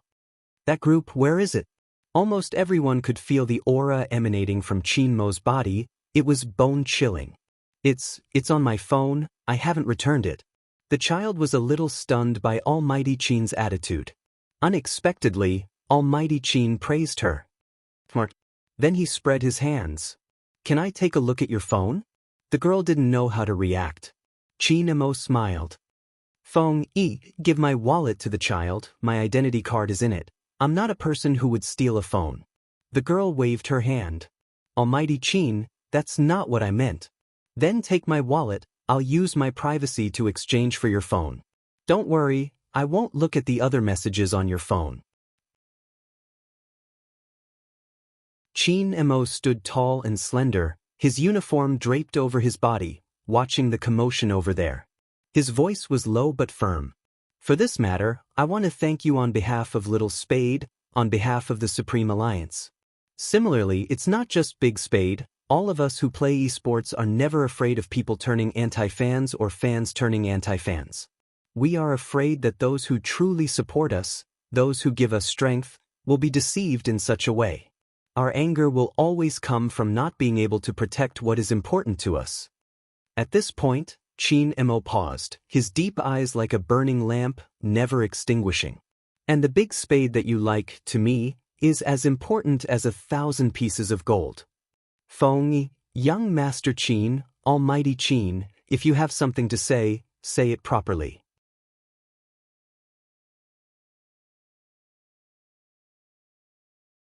Chapter 796.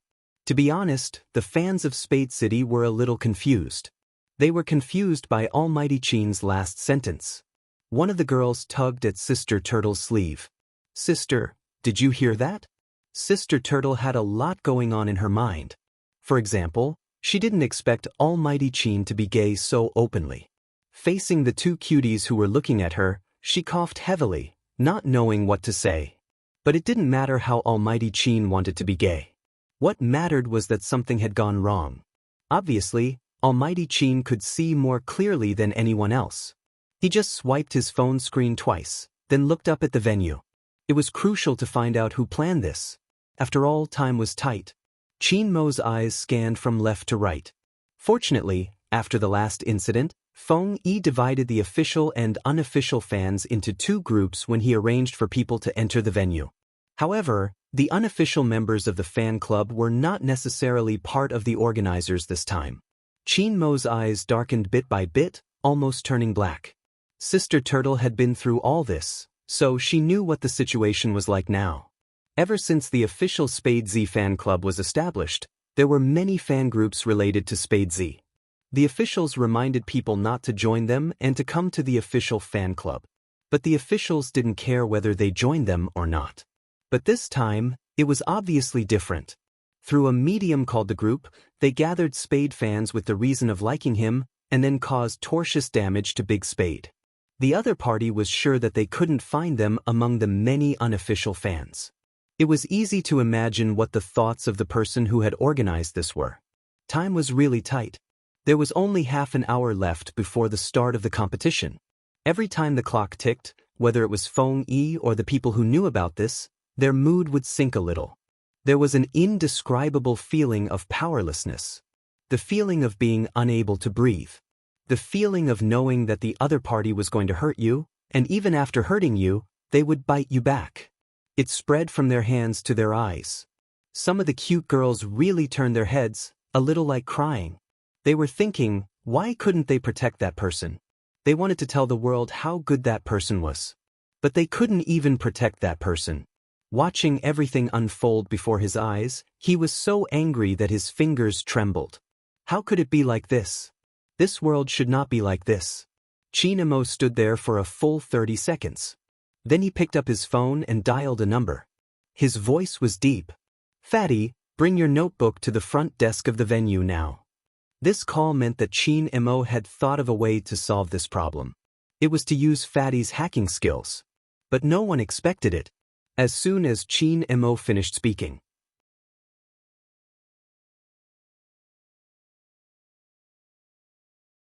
Chapter 797.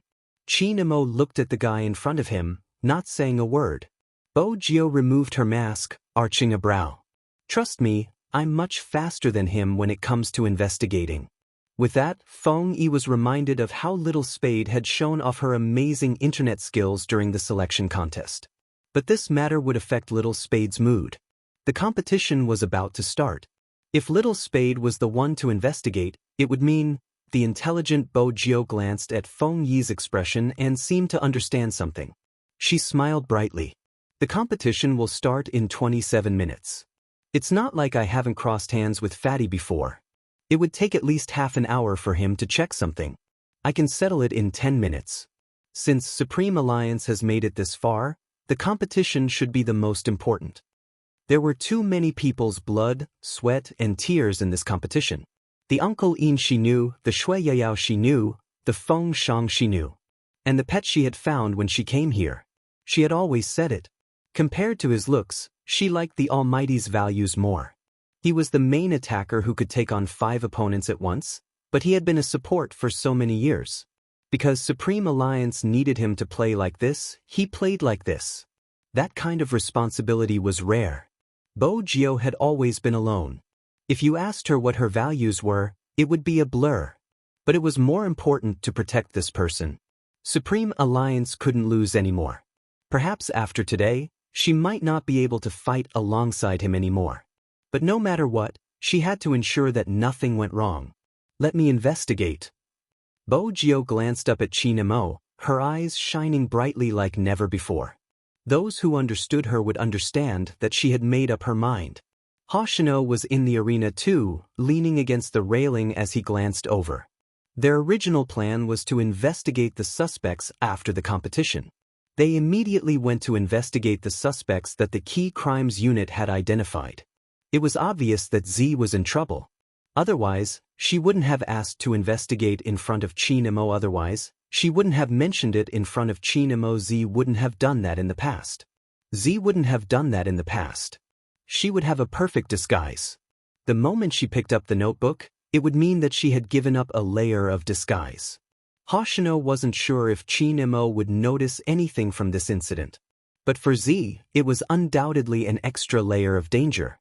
Why would Z do this? Hoshino glanced sideways. His eyelashes were long, and his eyes were filled with questions. But in the next second, he smiled. Did he find something else that he wanted to protect? Just as Hoshino had this thought, he heard a voice from the other side. It was slightly deep. "Give this guy a laptop." It was Chinamo.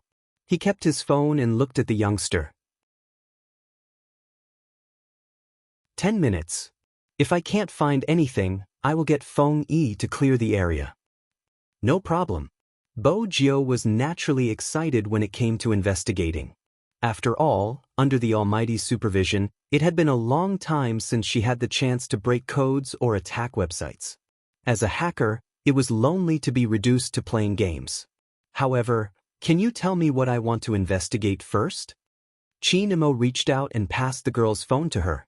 Bo-gyo slid it twice, her expression serious. The brainwashing is impressive, I'm impressed. Fong, is this the time to praise him? Little Spade, wake up.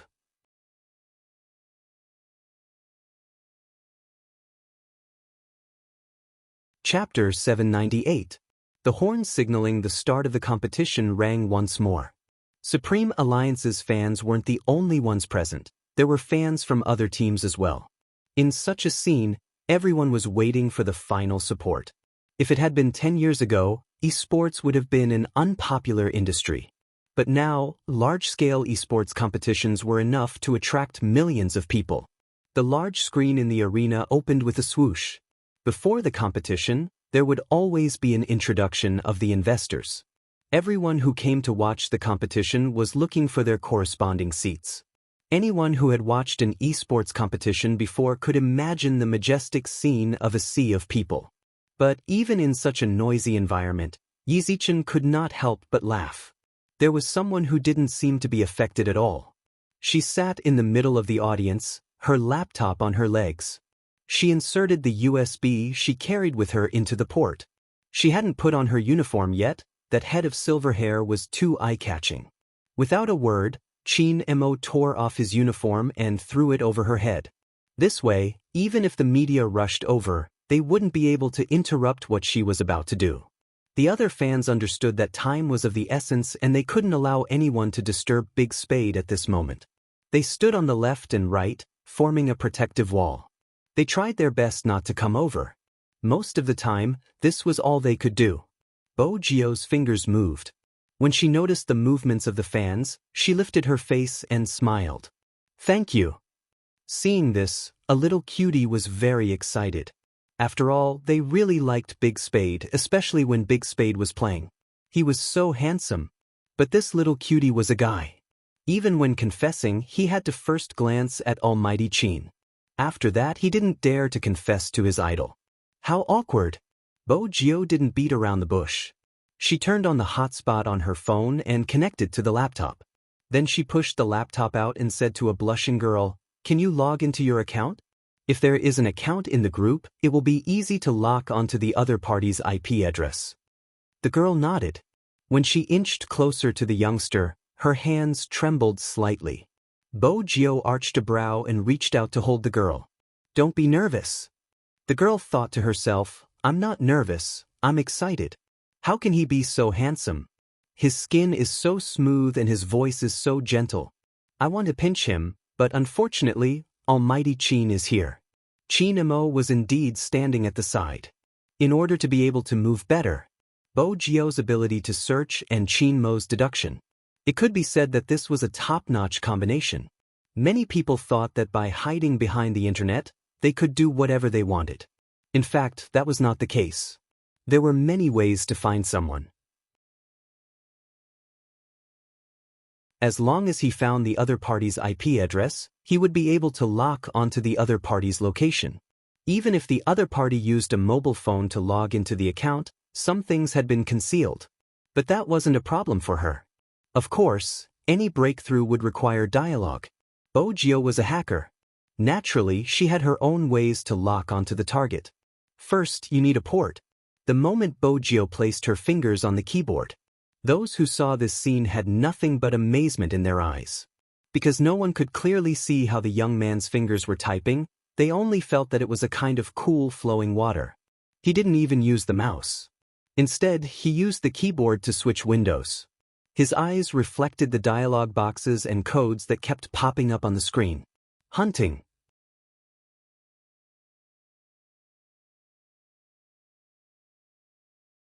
Chapter 799. Her typing speed was so fast it was dazzling. The clicking sound was very rhythmic, and it was difficult to eliminate its uniqueness when mixed with the clamor of the crowd. The messages were still coming in. This was a help to Bo-gyo since it was useful to lock down the IP address. Bo-gyo took a moment before sending a message. but her words almost caused her to be kicked out of the group. The fans watching by the side were worried for the youngster. Even Feng Yi's mouth twitched as he watched from the side. At this moment, you sent a message in the group, "Big Spade is so handsome. Are you sure you aren't looking for AT? The people inside are disgusted by Big Spade. How can you say such things?" Feng Yi felt that it wasn't a good idea to let little Spade do this. Bo Jio chuckled, turning to look at Qin Mo. She was still trying to tempt her pet. "Brother Mo, can I speak the truth in this day and age? I'm the Skybreaker. I haven't mentioned my other strengths. For example, I'm good at games, I often get the first kill, and I'm good at earning money. People like me aren't easy to find." Feng Yi smirked. "Little Spade, did you know that you were trying to convince the Almighty to marry you?"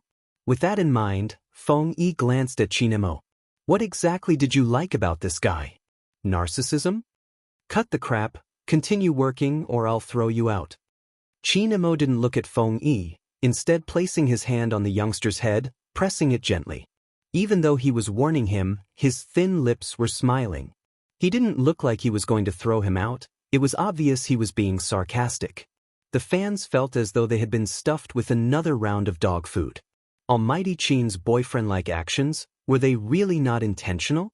Hoshino, who wasn't far away, saw the entire scene. His hands stilled. When he glanced up, his gaze landed on the youngster's straight back. "Z, you would rather shed a layer of skin and take the risk to fight in front of so many people. Was it because of Qin Mo?" Hoshino wasn't sure what their relationship was. But if he knew a person well, he would be able to tell from her actions. Moreover, it was Hoshino versus Z. For a hacker, especially a hacker like Z, hiding himself was more important than anything else. This was Z's most perfect work. But at this moment, Z exposed his back to the enemy. It was revealed to the most mysterious profiler in the case-solving team. "What does this mean? Z, there's no way you didn't know. Was Qin Mo someone you would protect even if you had to go this far?" Hoshino glanced at the crowd again. Qin Mo leaned forward, intentionally or unintentionally blocking the youngster's line of sight as she typed. A phone login is different from a computer login. The IP address will be disguised. Qin Mo understood the basics. After all, he had caught Z before. "That's why I let them talk more." When Bo Jio lifted her lips, she gave off a mischievous aura. "You have to pay the price for refuting my handsomeness." With a snap, his slender fingers tapped on the enter key with a crisp sound. Other than the code on the screen, a dialog box popped up. It was the interface of the manager with a performance tab. After clicking on the resource monitor button, the IP address of the sender of the data packet would be displayed. This meant that the IP address of the person who had spoken to Bo Jio alone would be locked down. When these things appeared, the fans were stunned once again. They couldn't understand it, but they found it cool. Even if they couldn't understand it, they could see the IP address bar flashing. Especially when there was a reply when the youngster typed a message. With a snap, she pressed the enter key. The IP address was locked. But at this moment, it wasn't useful to just lock down the address. Time was tight. There wasn't any extra time for Bo Jio to check the exact location. But right from the start, Bo Jio hadn't intended to use the IP address to confirm the exact location. Instead, it was hacking. Back then, it had been the admin who had checked the group. The IP address that Bo Jio had hacked was obviously the admin. So many accounts have been dropped, seriously? Bo Jio arched a brow as she operated. "Can't you use a little more advanced hacking?" Feng Yi was starting to panic. Was this the time to complain about the other party's lack of methods? Who was the one who had praised him previously? Tight little Spade. Wait a minute, code analysis. Bo Jio moved her fingers. It's coming. What was coming? This youngster had obviously dodged the loophole in the firewall and headed straight for the heart of the other party. When these things appeared on the laptop screen, they were strings of code that no one could understand. Only the pair of hands moved faster than before. When the youngster typed on the keyboard, the laptop would shake slightly. "Is Big Spade hacking the other party's account?" a fan asked in a low voice. The other fan shook her head. At this moment, Bo Jio laughed. A real hacker would never hack an account, that's too low class. I'm planting a fun virus, it's called hacking. With that, the youngster's fingers paused. With a swoosh, a bunch of images appeared on the screen, each one different. There were only 13 people who had actually arrived at the competition venue. It wasn't just the fans, even Feng Yi was shocked. Phone selfie? How exactly did he do it? Everyone was looking at the youngster who was controlling the laptop, feeling as though the world had turned into a fantasy. From what they knew, who could control a phone from a distance? But they didn't know that a real hacker would be able to find the loophole as long as there was an internet connection, launching an all-out hunt. Only Qin Mo remained as noble and indifferent as ever when he saw this scene. His eyes were deep, and he had one hand in his pocket as he swept his gaze across the venue. He looked casual, but in fact he was highly focused. In less than 3 seconds, he immediately locked onto one of them. It wasn't because of the person's appearance, but because of the way he had flung his phone. The phone didn't listen to him. That was a subconscious reaction that everyone would form. Qin Mo reached out, pressing the Bluetooth earpiece on his left ear. Upper left, 45 degrees, grab. As a sniper, this wasn't the first time he had been used in such a manner. Besides, these people weren't seated in the audience. They had mixed in with the unofficial fans. In the past, he hadn't been able to make a move because he was afraid of implicating the innocent. But now, he had locked onto anyone who shook his phone. It was really emotional. It seemed like a scene from a movie. At this moment, Feng Yi realized something. The reason Almighty Qin didn't leave. It wasn't just to accompany the youngster. Instead, his field of vision was directly aimed at the unofficial fans' seating area. Was that why they had chosen this spot from the start? Because it was a good field of vision. Almighty Qin knew something had happened. He could understand why. But Little Spade had chosen this spot out of all places. He must have known beforehand that something was going to happen, right?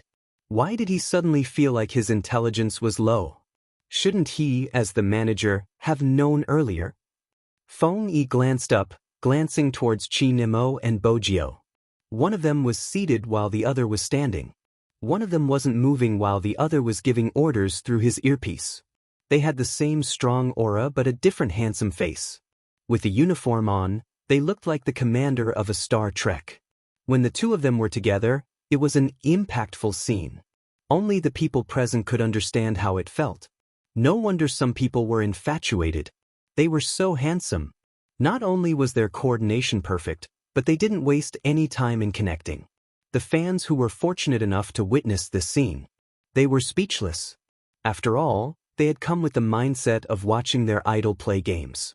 They hadn't expected to see something even cooler than the game. The images on the laptop screen disappeared one after another.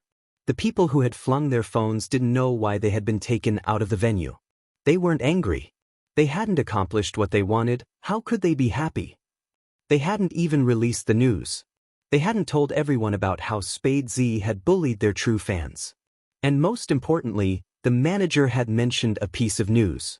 What exactly was it? They hadn't done anything yet. Why were they taken away? Not far away. The youngster pressed the enter key. Only 2 words appeared on the huge screen. All of them were hunted.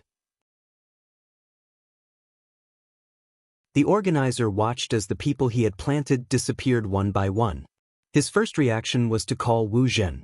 But the strange thing was that the first time he called, his phone could still get through, but no one picked up.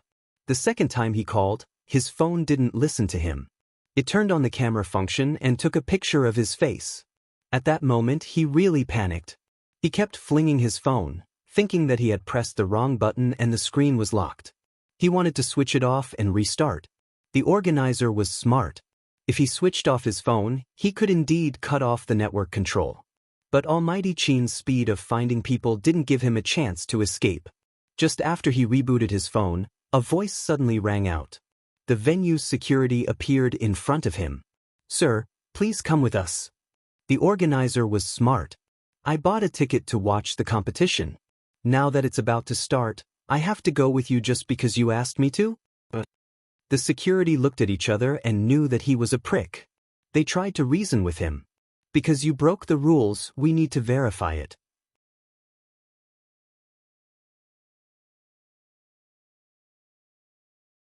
Chapter 800.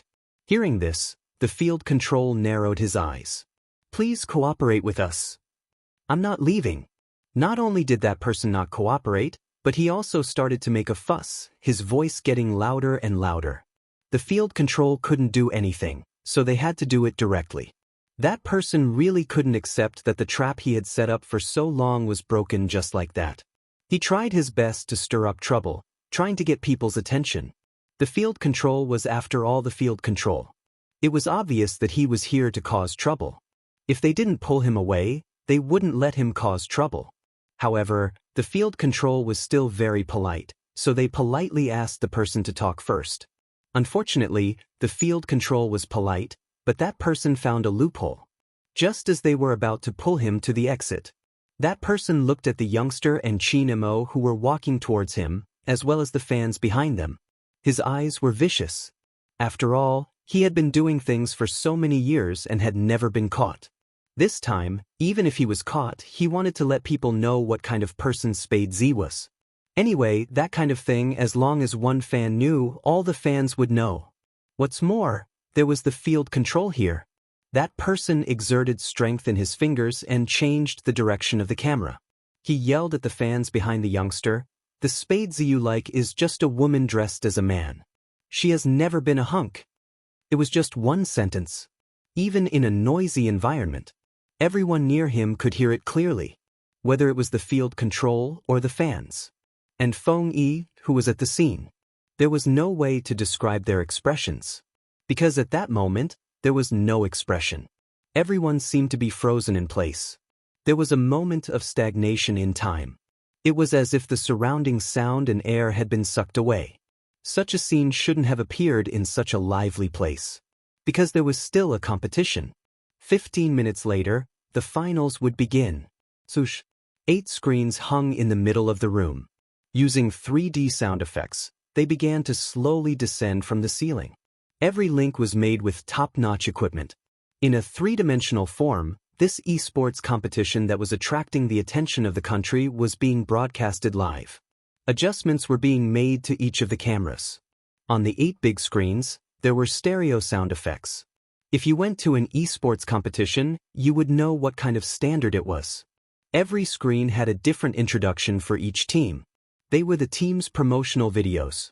The special sound effect of entering the game was played in the promotional video. It was like a fire that could ignite the entire youth. That youth belonged to them. That kind of scene seemed to only be seen in comics. When the promotional video of Supreme Alliance came out, the fans who came to watch were all excited. They clenched the hands of the people sitting next to them in excitement, their hearts trembling uncontrollably. It was about to begin. He had been waiting for this scene for 3 years. It was about to begin. There was a group of people. From countless honors to falling to rock bottom. Then, he climbed up from the bottom of the valley bit by bit. That group of people had been through too much. Now, at this moment, they could finally stand up again. The defending champion in the hearts of the fans, Supreme Alliance. However, the fans didn't know.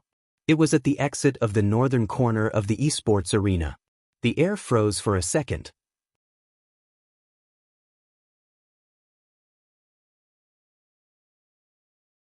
Chapter 801. He was still thinking of what to say. But this time, he had just opened his mouth and before he could say anything, his kneecap was kicked in the face. That kick was ruthless. It was also very strong. With just one kick, the person was kicked out of the arena. In the safety passage, there was a circular wall. That person's back was hit, and all that was left was pain. He lifted his head, wanting to shout again. However, his chin was pinched by someone. A handsome face appeared in front of him, making him feel as if he was frozen, and his fingers were trembling. No one saw his expression clearly, but he half squatted down, and with his face tilted, he whispered softly in that person's ear, "Infringement, causing trouble. Do you really think no one will care about you?" Feng Yi's first reaction was to grab his hair. Almighty Qin, young Master Qin. Why did he hit him? Why did he hit him in such an occasion? How many reporters were watching? And those who couldn't wait to dig up some dirt on him. Why did he hit him? The media, and Chin Emo didn't even turn back, his voice low. Then let them come at me. Let them come at me? Feng Yi was shocked. Was he trying to protect Little Spade's secret, so he didn't hesitate to make himself look bad? Feng Yi's thoughts were a mess. Just now, when he heard the news, he was so shocked he almost swallowed his fist. Little Spade was a girl? A girl? So young Master Chin wasn't gay? Or normal? No, this wasn't the time to think about this. Feng Yi took a deep breath, turning immediately. It wasn't that he didn't want to know the follow-up, but he wanted to stop the media. Brother. Feng Yi reached out, placing his hand on the shoulders of the two field control officers. Let's talk? After saying this, his heart wasn't calm, because he knew that the impact of this matter couldn't be reversed. Little Spade was a girl. Once the media found out, it would be uncontrollable. Little Spade might be stripped of his status as a member. That person was clear that he was going for a life and death struggle. He knew that with Chin Emo around, he wouldn't be able to do much. Besides, Miss Wu had told him not to start from Feng Yi's side since he was too good at public relations. He had to start from the fans' side. If those who liked Spadesy retaliated, it would cause real harm. Spadesy could guarantee everyone's loyalty, but no one could. Whether it was black or white, it was just a matter of a person's thoughts. He could still remember how he had managed to convince some of the fans in the group chat. In for a penny, in for a pound, in for a pound, in for a pound. He shouted at the other fans, "Look, these are the people I like and you guys. They are just like this, a woman dressed as a man and one beat people up because his family is powerful. I bought a ticket to enter and I am also a Supreme Alliance fan. Aren't you afraid of disappointing us fans by treating me like this?" If that was the case, it would be too shameless. Feng Yi hadn't gone far. When he heard that, he was afraid that Almighty Chin would cripple him. After all, Feng Yi knew that Chin Emo had intended to sacrifice his image to protect Little Spade's secret from the moment he had kicked him. How could Bo Jio not see what Feng Yi could see? She had always been black. But the Almighty was different. That person, standing in the brightest place, reached out to her. She had told herself that, in this world, there was such a person. Regardless of the time, he would not allow anyone to splash dirty water on him for any purpose. Hence, how could she drag him into this just because of herself? This time, the youngster moved faster than Chin Emo. She used her arm to block his hand. Bo Jio knelt down. When she lowered her head, the silver hair on the side of her forehead fell diagonally, adding a layer to her face. Even the organizer couldn't understand why the youngster had blocked Chin Mo's punch. The onlookers couldn't understand either. But at this moment, the youngster smiled, the corners of her lips lifting slightly. Her fingers wrapped around Chin Mo's fist inch by inch, looking completely carefree and handsome. Brother Mo, hitting such a person will only dirty your hands, such a person? With that, the youngster paused. Following that, he grabbed the man's wrist with his other hand and tightened his fingers. His eyes were cold and stern. I'll handle it. That person was good at complaining. Handle it? If you have the ability, tell your fans what exactly your identity is. Are they not allowed to talk about you? What the hell? I want to see how you're going to... Before he could finish his sentence, there was a loud crack. That was the sound of his wrist being broken. Pain. It was so painful that he wanted to scream, but the youngster didn't give him the chance. Her fingers moved along his wrist, grabbing onto his throat. Sir, you really don't understand me. I've never been a good person. As for what you said just now, aren't you afraid that my fans will be disappointed? Heh, what kind of fan are you? A person like you, what right do you have to touch his hands? I can't bear to carry him away. How can a dirty thing like you touch him?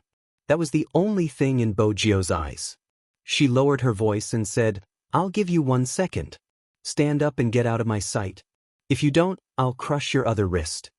That person crawled up after she released her grip.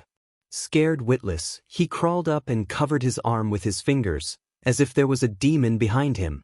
But he wouldn't leave.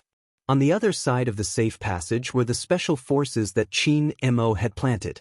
But the outcome wasn't important anymore. What was important were the few fans and the security. Spade Z was actually a girl.